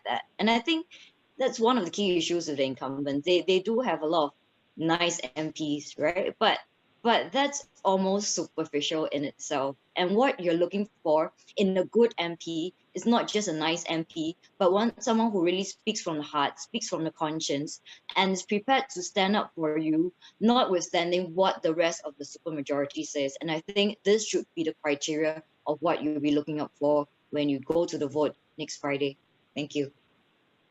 Thank you, Wendy, for adding on to that. Yes, that's right, because sometimes people are just concerned with day-to-day issues, how their town council is run. You know, are you able to do it? Are you an MP first or are you a town councillor? Which is more important? I guess that's the thing. Now, I've got a question here. What are your visions on how we are going to address the issue on recruitment of foreign talent taking over PMET jobs? If you are selected in Parliament, would you be able to put a control of foreign talent influx? This is from Libra Kessler. So PMETs losing their jobs. So what is PSP stance on this issue? Craig, Yes, can I take that question? Yes, please, Harish. Go ahead, Harish. Let me, I think we need to step back and understand why this is actually happening. The main reason why we are seeing that there is a increase of PMET jobs being lost is because we have in place some FTA arrangements with some countries that make it easier for their population of engineers and so on who have very little experience, relevant experience in whatever industry it is, to be able then to come to Singapore and work here. Now, one of those free trade agreements is the CICA agreement, which has got a clause in there that says anybody with 6 months of experience in a particular organization can then also be transferred to Singapore for a 2-year period or whatever, to be working here. 6 months, it's a very, very low bar for anyone to be able to gain enough experience and be useful as a contributing and a productive person in any job. For 6 months, for someone who has just graduated, that is when you're learning the skills. What we would like to see is to review those specific terms and therefore then relook what does it mean to be able to hire Singaporeans, graduates, fresh graduates from the universities. We claim to have 2 of the best universities in the world. Why is it difficult for them to have jobs in the industries that we have, in the economy that we have? The same thing goes into the PMETs. I have had chances to speak and work with a lot of PMETs who lost jobs, and almost every single one of them was telling me that the jobs that they had went to people who came from other countries, mostly, and with much lower experience than they had. So there is a huge mismatch, and I cannot appreciate why this continues to be allowed in the system that we have in Singapore. We have to put in additional work. I volunteer with this around this with the Singapore Computer Society to look at how do we get PMATs back onto the job market. It is a very tough thing to do. How am I standing there talking to them and say, hey, Harish, you know, my job that I had for X number of years now is gone because it has gone to somebody else who has got lower experience and comes at a cheaper price, and therefore I'm out of a job. I don't have an immediate answer for him or her. That angers and pains me. We should be looking after our own people first. Not that we should exclude others, but we should be having a consideration that, you know, if we have skilled individuals in Singapore, our own people, why are we making it easier for someone with less skills, less experience to come here and do that same job? We shouldn't be doing the training services in that sense to train them up on the job here. No, it should be our guys. So I really want to relook some of those FTAs that we have signed with many countries, not to remove them. No, there are certain clauses that needs to be relooked and reimagined and mutually agreeable and make it work for us, because currently it is not working for us. Back to you, Craig. Thank you very much, Dan. Just a follow-up to this topic. There's this person called Ming Chuan. He says, I live in Commonwealth Drive. If it's elected into Parliament, how will your team tackle the issues of course, mentioned just now was job losses? And this person also asked about CPF retirement, minimum wage. So, and of course, you just touched on the issue of foreign workers as well, reliance in certain sectors of the economy. So what are you guys going to do about CPF retirement, minimum wage? Just a follow-up to the previous question about having too many foreign talents in Singapore. So what is PSP's view on these matters? Rick, I want to add to what Harish mentioned earlier. Yes. The question earlier was actually the job opportunity. How do we create that? So right now, the government is trying to create about 100,000 jobs for the coming after COVID. How are we going to do that? You see, I remember what Doc quoted before. The job of a government is not to create jobs. We governments can't create jobs. We don't create jobs. The people who create the jobs are the businesses people. They are the ones who employ people. The government employs civil services. So we need to create a landscape. How are we going to invite investors coming in? You know? And to invite investors, we need caliber people to go out there and talk to them, make a deal, and what can we offer for them. From then on, then we can offer, you know, what they call special taxes and so forth. Like you know, it was done in the past. It works. So you look now, companies that are here. What are the companies investors are here now? In my line of business, there are a lot of companies came here and set up construction companies here and there, undercut the price of the local companies.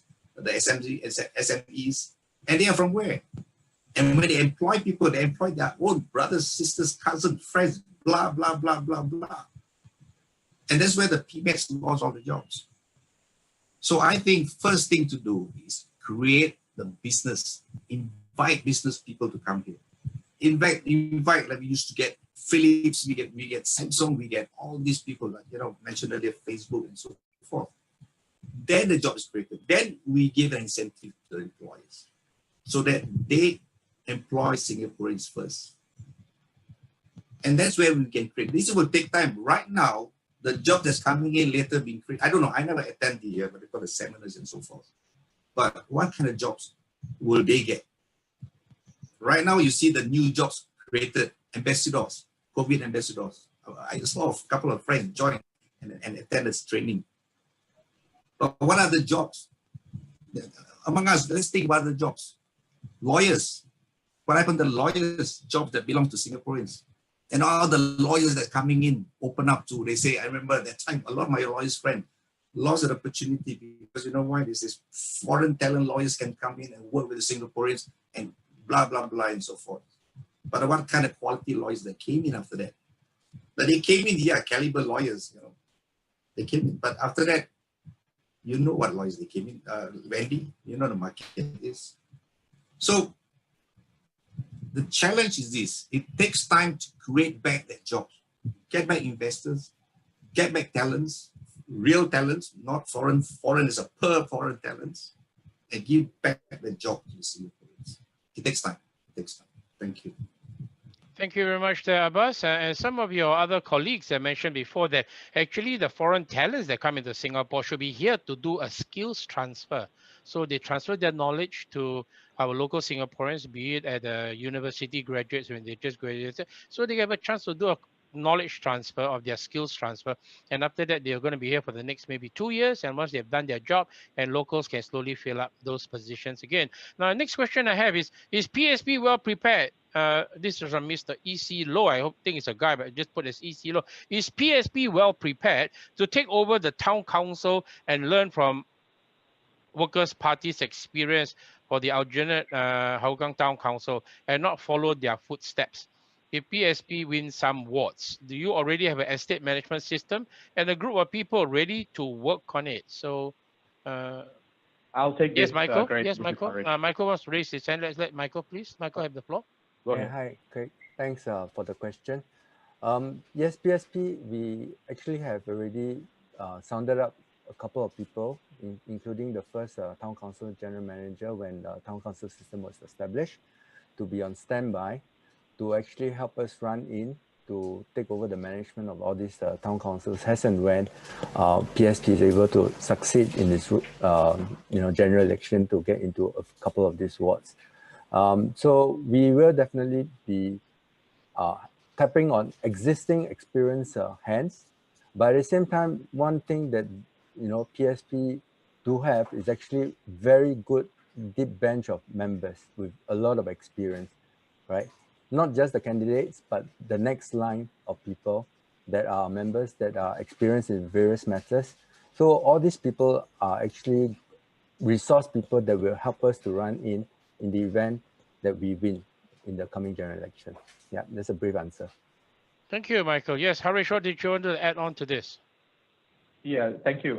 Thank you, E.C. Low, for that question, because that is a very important question that had angered me when they first when WP took over Aljunied and the rug was pulled from under them by the outgoing party, which was really very amazing kind of a sleight of hand on the part of the outgoing party, because they had a rule among themselves that if a particular town council changes hands to another party, whatever computer systems and IT support systems and so on will automatically get stop being available to the newly incoming group of MPs. How is something like that even legally allowable? The fact that among themselves they agreed to that, and that was fine. But what happened after that, as we have seen, the Workers' Party was struggling trying to recreate the environment that they needed. So I did reach out to them at that point in time, 2011, to help them to do stuff, but they chose another path. That's perfectly fine. That's entirely up to them. So I spoke to Doc about this particular thing when he asked me about, how can I help when we take over Tanjong Pagar and West Coast and all the other GRCs that we are competing in. I said, this is actually not a difficult thing to do. There are a significant amount of technology out there that we can easily and trivially get on board and make those technologies available so that we can do the necessary town management from an IT perspective. And along with, as Michael mentioned, we have skill sets in the deep bench in our membership to be able to fill in the roles that it needs to be done. So that trick that the incumbent has up their sleeve, which I think is still there, to take the IT systems that are currently being operated by Tanjong Pagar and West Coast and all the other GRCs that we are competing in, they can take it away because they say that's theirs. But we will have a way to recover that and manage and work with something brand new and fully workable that will never disappear, because once you paid for it, why am I trying to pay for it again, the second time, a third time, just because there's a change at the leadership of the town council? So this is something I'm bringing to the table, and this is one of the things that motivated me to even think about running for office in this particular round of the general elections. Back to you. Right, Yeah, thank you very much there, Harish. Someone else wants to add on? Yes, Yeah, Kumaran? yeah, Harish, I hope you extend it to SMEs, SMCs. Oh yeah. Well, of course. I feel It's left out, extended. It's everybody. Everybody gets SME, SMCs, not SMEs, SMCs, and the GRCs that we win. We will have the same system across the board. Absolutely. Thank you. I think we guys from the PSP are very generous, right? And we'll say right now, no, we offer it to all the alternative parties that win their awards in this coming G, not just for ourselves, Yes, I would definitely want to. We are all yes, Singaporeans, yes. right? We are not going to screw each other up just over these kind of things, and lay a trap for you so that you end up, see, I told you not to vote for the alternative, right? Yeah. They can't even manage. They don't have the software, and their job is to try to make you guys look bad. Thank goodness we have Harish on board with us. I mean, although I'm putting you guys on the spot, but I think if we can share this across to the SDP people and all this, it'd be wonderful. My intention. Yeah, my intention is, and I kind of alluded to it when I was speaking with Doc about it. We should make this available to everybody, even the outgoing guys from Tanjong Pagar, the outgoing guys from West Coast, right? We will make them available in wherever else that they are. Okay, absolutely not an issue, because we should have one standardized environment across all town council. Doesn't need to be something specific and tied to a particular party, which is unconscionable from every single financial analysis perspective. Well, thank you. They don't look from that perspective. Their job is to make you guys look bad, so that when you fail, they can march back in again after 5 years. And another thing which we mentioned the last time we were on was that many of the residents actually don't realize this, that when you guys take over, I mean, when you guys win Tanjong Pagar and all the other GRCs that PSP is contesting in, right? Maybe many of the residents of Singaporeans are not aware that even though you guys are voted in as the MP for the next 5 years, a lot of the people are not aware that the incumbent MP currently is still the grassroots advisor to all the RCs, the CCC, the CCMC, it's ridiculous, right? So please do something about that, okay? When you guys are in parliament and you are the resident MP for the GRC or SMC, please do not allow this rubbish, sorry, I just used the word rubbish, of allowing the previous MP who was kicked out to still be the grassroots advisor, because this was highlighted by Pritam Singh of the Workers' Party. He was like being undermined all the time. It's ridiculous. And I love the example that Harish shared. He said, he's like, I'm the new CEO, but the ex-CEO is still having an influence over the board and undermining what am I trying to do here. Okay, so that's something maybe at this point in time, make a small little point regarding what Minister Indrani said about the 12 NCMP. Actually, in relation to what you just said, actually, the voters of Singaporeans, please be assured that there are 93 grassroots advisor appointment available to the PAP, even if all the MPs are voted to the ruling party. I like that. They do not need to be voted in. They will be assured of the post. They don't even have to be the lowest losers, the 12 lowest, or rather 12 highest performing losers to be assured of the grassroots advisor role. So they can have their cake and eat it at the same time, right? So even if they are voted out, the PAP MP, the one who lost, is still going to be the grassroots. I mean, how on earth did something like this happen? I'm not sure. Anyway, this is above my pay grade, so I'm not gonna go on this one here too much. Okay, I'm just move on to another question. He says this is a question from the same person. So he was asking that how are you going to handle the rejection of application for holding events for the residents? Do you guys have a place to hold a meet the people session? You mean y'all won't be able to have a place?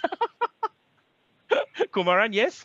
Yes, I've been holding MPS sessions at the doorstep of Mayflower Hawker Center and Market. It's a makeshift under a tree. Oh my God. Yes, and it has worked very well. Actually, a lot of people have come and sharing their stories. We're going to do another one on Sunday.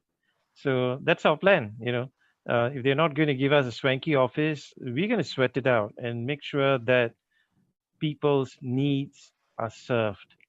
We hear you. We are here to serve you. There you go. That's my. Oh. Yes. So yeah. So actually, a SDP guy came up to me and he said, "Oh, damn, I didn't think of that." So we are the first mover. We have a first mover advantage in the market, and I'm sure Harish will tell you the goodness of a first mover advantage. So there you go. That's what we do. All right, thank you very much. Wendy here. I Yes, was going Wendy. to ask you where you bought the swanky table and bench. Actually, it was provided for. Yeah. We should have a PSP branded table and umbrella.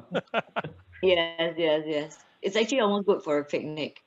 I spoken about this idea that currently the system has been for people to meet the MP. So the expectation has been set up that you have to go to this nice office with air conditioning and there's someone there to listen to you, which is great. But conceptually, I think there are also some flaws because as we were talking to residents, there are real needs on the ground that you can't expect to be brought to the office. So for example, your residents may be physically disabled. They may not be aware that there's this avenue available to meet the MP, or they might be mentally challenged, or there might be physical defects in their residence that they actually need you to go down and see and help them resolve. So this idea of meet MP is actually slightly archaic, and what you really need to do, as Kumar said, a positive example, is to set up somewhere really near the residents for you to directly engage. So the concept should be instead of meet the MPs, the MP meet the people, right? Which is a reverse conceptually, psychologically, and I think that should be a new model that if you're voted into parliament, that PSP would definitely be working towards. Yeah. Exactly. Right, Wendy. thank you. Exactly, Yes. Wendy, make it mobile. I agree with you. Exactly. It all started from there. If you say remote places that we used to live before in Singapore, where the kampongs, it's all mobile. We move and meet people. And after that, it became like, you want something, you come and see me. Hey, I'm here. What do you want? No, this is not the way. There are some places really like old folks. You don't expect them to push. The maid come and push them in with the wheelchair and come to meet us. That's very, I don't see that's the right thing to do. Like, come on, let's go and meet them. We change them. Let's go and meet them next time. We go to the parliament. We do that. Okay, thank you. Can I just add one more thing here? I mean, as we want to become a smart nation, okay, there will be a segment of the population, the younger population, the population that is plugged into the network, to the internet and all that. We can have very similar sessions like this with them. You don't need to physically come down. Those who need to physically come down, yes, we can also physically go and visit them. Instead of coming down, we go and meet with them, as Wendy was suggesting. But we will use all these other tools as well. This has shown, the COVID has shown that you can actually be productive, be engaging, be able to solve problems, address issues with these technologies. There's no real need for me to walk to a particular place or drive to a particular place or anything of that nature to solve a problem. There are technologies available, and let's be clever about it. If we really, really want to be a smart nation, we know there will be a segment of population that will be challenged to be able to do that. Completely understood. We will have to address, identify, and help them as needed. But the rest, they can do this. We can work together. Back to you. Sure. Okay. This question, yes. Final quick. I think Yeah, so we've got ventures from Kumaran and IT solutions from Harish, and we are like really great to go. And just a final sales pitch for why PSP, because people have been asking me, oh, how are you different from other alternative parties? And I've been jokingly telling the candidates internally that actually we have a 5G leadership, right? They have the 4G, we have 5G, which is even more advanced. And how I see this is that we have who has actually been an excellent town councillor for many years in Jurong, Ayer Rajah areas. We have, and we've talked about voting from conscience, that's a moral compass that's already set and something that we've internally discussed. We have economic thought leaders from the likes of Manwai and Francis, who've held high positions. Manwai was the ex-head of OCB Securities, and Francis was the ex-MD of Honeywell. So, and then coming to our candidates, you have seen our CVs. I think we have great credentials. We have diversity of thought, and I hope we are likable enough that you would like to see more of us in your neighborhood. And more than that, we have strong ex-grassroots who have seen problems with the system who have joined us. So we've got that level of tier 4 support. And finally, our tier 5 are really interesting members who come from a really wide range of backgrounds. We have people who are lift engineers, we have people who are funeral directors, we have environmentalists who fought for sharks, we have people who have done cleaning, or well, audit professor, I've met one of them. It's just so amazing, the people who have joined us.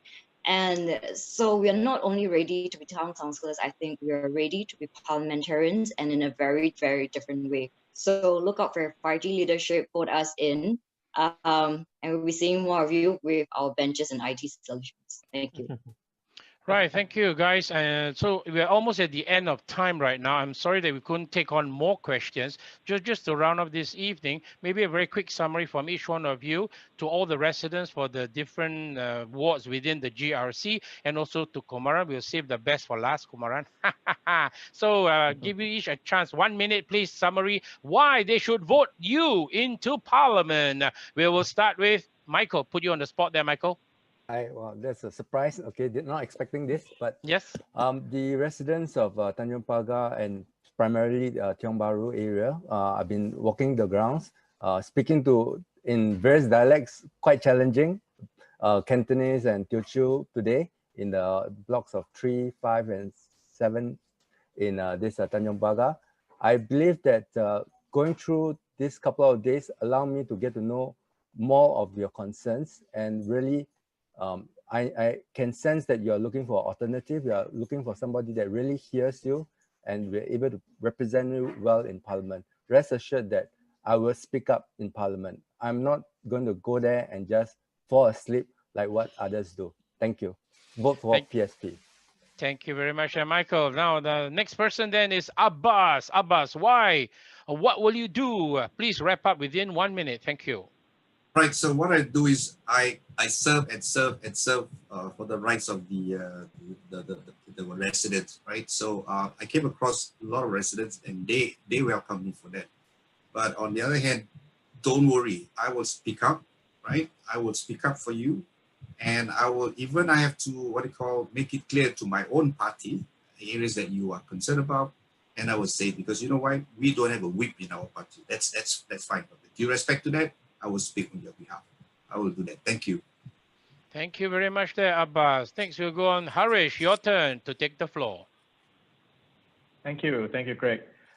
So all those whom I had a chance to speak face-to-face in the Dorset area, the Gloucester area, the Picure area over the last maybe 5-6 days, to all of you, I told you that I'll be there for you to make sure that the efforts that we can put in to help you to get to a better place in terms of the living conditions, the mosquito issues that you mentioned to me, and related problems in that area. We'll address all of those things. Only if you can help and meet me halfway, which is to pick PSP in the ballot box next week on Friday. We have already come forward and trying to get to you, to talk to you and explain to you what is it that we can bring. All I can ask is you please step forward and meet us halfway by putting on the vote in the ballot on the 10th of July. Thank you. Thank you very much there. And now right smack in the middle is Wendy Low. Your turn. The floor is yours, Wendy. Hi. So speaking as a lawyer, I think the incumbents have a good slate of lawyers, but I think more so than that, you need to find a lawyer who brings the justice not just to the work, but as a strong moral value. And this is where I see I am different in that way. I am very drawn to situations of deep injustices, especially with the homeless, and now visiting the residents in the rental blocks. I see a lot of problems that need to be addressed, not just from a charity angle, but from a policy angle. So I need to have you vote for me to give me this platform to make lives better. A passion that's very close to my heart is the minimum living wage that we're advocating for. And beyond that, I think there is a real class of the invisible poor. And what we urgently really need to do is to visit each home and understand who are this invisible poor that's living amongst our 3, 4, and 5-room HDB flats. We need to find them and know where to direct the release in the next cycle of pandemics, recessions, and whatever that's going to hit us, so that we make sure that everyone is protected. And the third thing for me, I think, is the idea of innovation. I draw from a strong background in innovation. I would love to bring the solutions of creativity on a policy level to be implemented, or at least to be shared and debated, so that we can find a different way forward. And one of the reasons why we cannot continuously depend on civil servants and technocrats is that they're only saying things from a very limited frame. But here we're offering you a much wider window into a future of opportunity. So vote for us, for yourself, for your family, and your greater future. Thank you. Thank you very much there, Wendy. And now we bring on Terence, please. Terence, the floor is yours. Let them know why they should vote for you. Sure. Thanks, Greg. Hello, everybody. We apologize first for not being able to answer all the questions. I see there's still like another 75 questions left on the Q&A. I have been trying my best to type as fast as I can to reply to as many questions, because obviously I can't answer so many of them live. But yeah, there's just way too many coming up. Of course, one of the things I would like to say right here is, there is not a monopoly of ideas in one party. We need a different slate of people, right, across different experiences and walks of life, to be able to bring more diversity into Parliament, to have better debates. And I think we can all see that, be it on the TV debates or through webinars and everything that you have been seeing online from last week till now, right? So also to end off with one last thing that I think former ESM Goh Chok Tong did mention before, is that a party is finished if it's unable to attract good, credible, talented individuals. And I really hope that you can see and take the time to understand all who join PSP and are up standing for elections this time around, that is it true that there's no more talent, there's no more credibility outside of the PAP? I think you can really judge for yourself. You have seen how all of us have performed here. Of course, if we have more time, we'll take on more questions. But also, on our Facebook, on our social media, there's so much content about every single one of our candidates. So if we are so short of time, we are so short of platforms to share with you. But really, if I could make one plea, is that you go to our individual Facebook pages or the PSP Facebook page to really find out more about our ideas and what we stand for. Thank you, Craig. Back to you. You're welcome. Thank you very much there. And we saved the best for last, the one and the only. My friend, okay? All of you are my friends. Kumaran Pillai, yeah, from Kebun Bahru SMC. They wonder why they should vote for you. Yes, thank you, Craig. And thank you for the audience for being so patient and listening to us. Even though I can't see you, I feel you. So tonight, I'm going to ask you to join me, join PSP, join our movement. PSP is more than a political party. It's a movement. We are here to make a change. We believe in cultural change. Singapore is not a corporation. It is a country. Not everything should be measured in terms of profit and loss. Not everything and help rendered to people should be means tested. There are stories out there where people really need help. And when we start measuring everything in terms of ones, in terms of digits, we lose. We want to have a better country. We want to be innovative. And Alan Greenspan has said that a country that has chronic surpluses has got no incentive to innovate. And that's what we've become. We've become best at various things, but we lack the soul. So I ask you tonight to join us. Go onto our website, sign up as a volunteer. We need polling agents. We need counting agents. It may come down to the line. And we need your support to make this happen. So with that note, I'd like to thank you all. Please join us wherever we are, whichever constituency you're living in. If there's a PSP member or PSP is representing there, step forward and help us. Thank you and good night. Right, thank you very much there. Do allow me to wrap up for this evening. This is the first e-rally for PSP. There's someone else trying to talk something. No, it's not. Some squeaky voice was coming in there. We'd like to thank all Craig, the... can I just add? Sorry, Craig. Yes, Craig, sorry, yes. Go ahead, Harish. The floor is yours. Squeaking. Yeah, I just wanted to. This morning, a bunch of friends of mine shared with me a concern that they were told that a particular school, a junior college in Singapore, the principal or someone in authority in the school was telling the students of the school that the students should not be discussing or expressing any comments or considerations around this election process among themselves even, which to me it defeats the entire purpose of what does it mean to have education in the first place. Now, I just wanted to put it out there because I heard about it and I felt really very upset because this is a name brand school and the school administration is trying to suppress the students from expressing comments and having an opinion, because one of the things that PSP has already proposed is that we want to lower the voting age to 18. So we need to start early and start them young so that they can be productive citizens of Singapore. Thank you. You're welcome there, Harish. That's right. So there's so many issues on the table, but due to limited time, we cannot cover all of them. So I do apologize to all the viewers who are here on Zoom and on Facebook Live that we couldn't answer all the questions.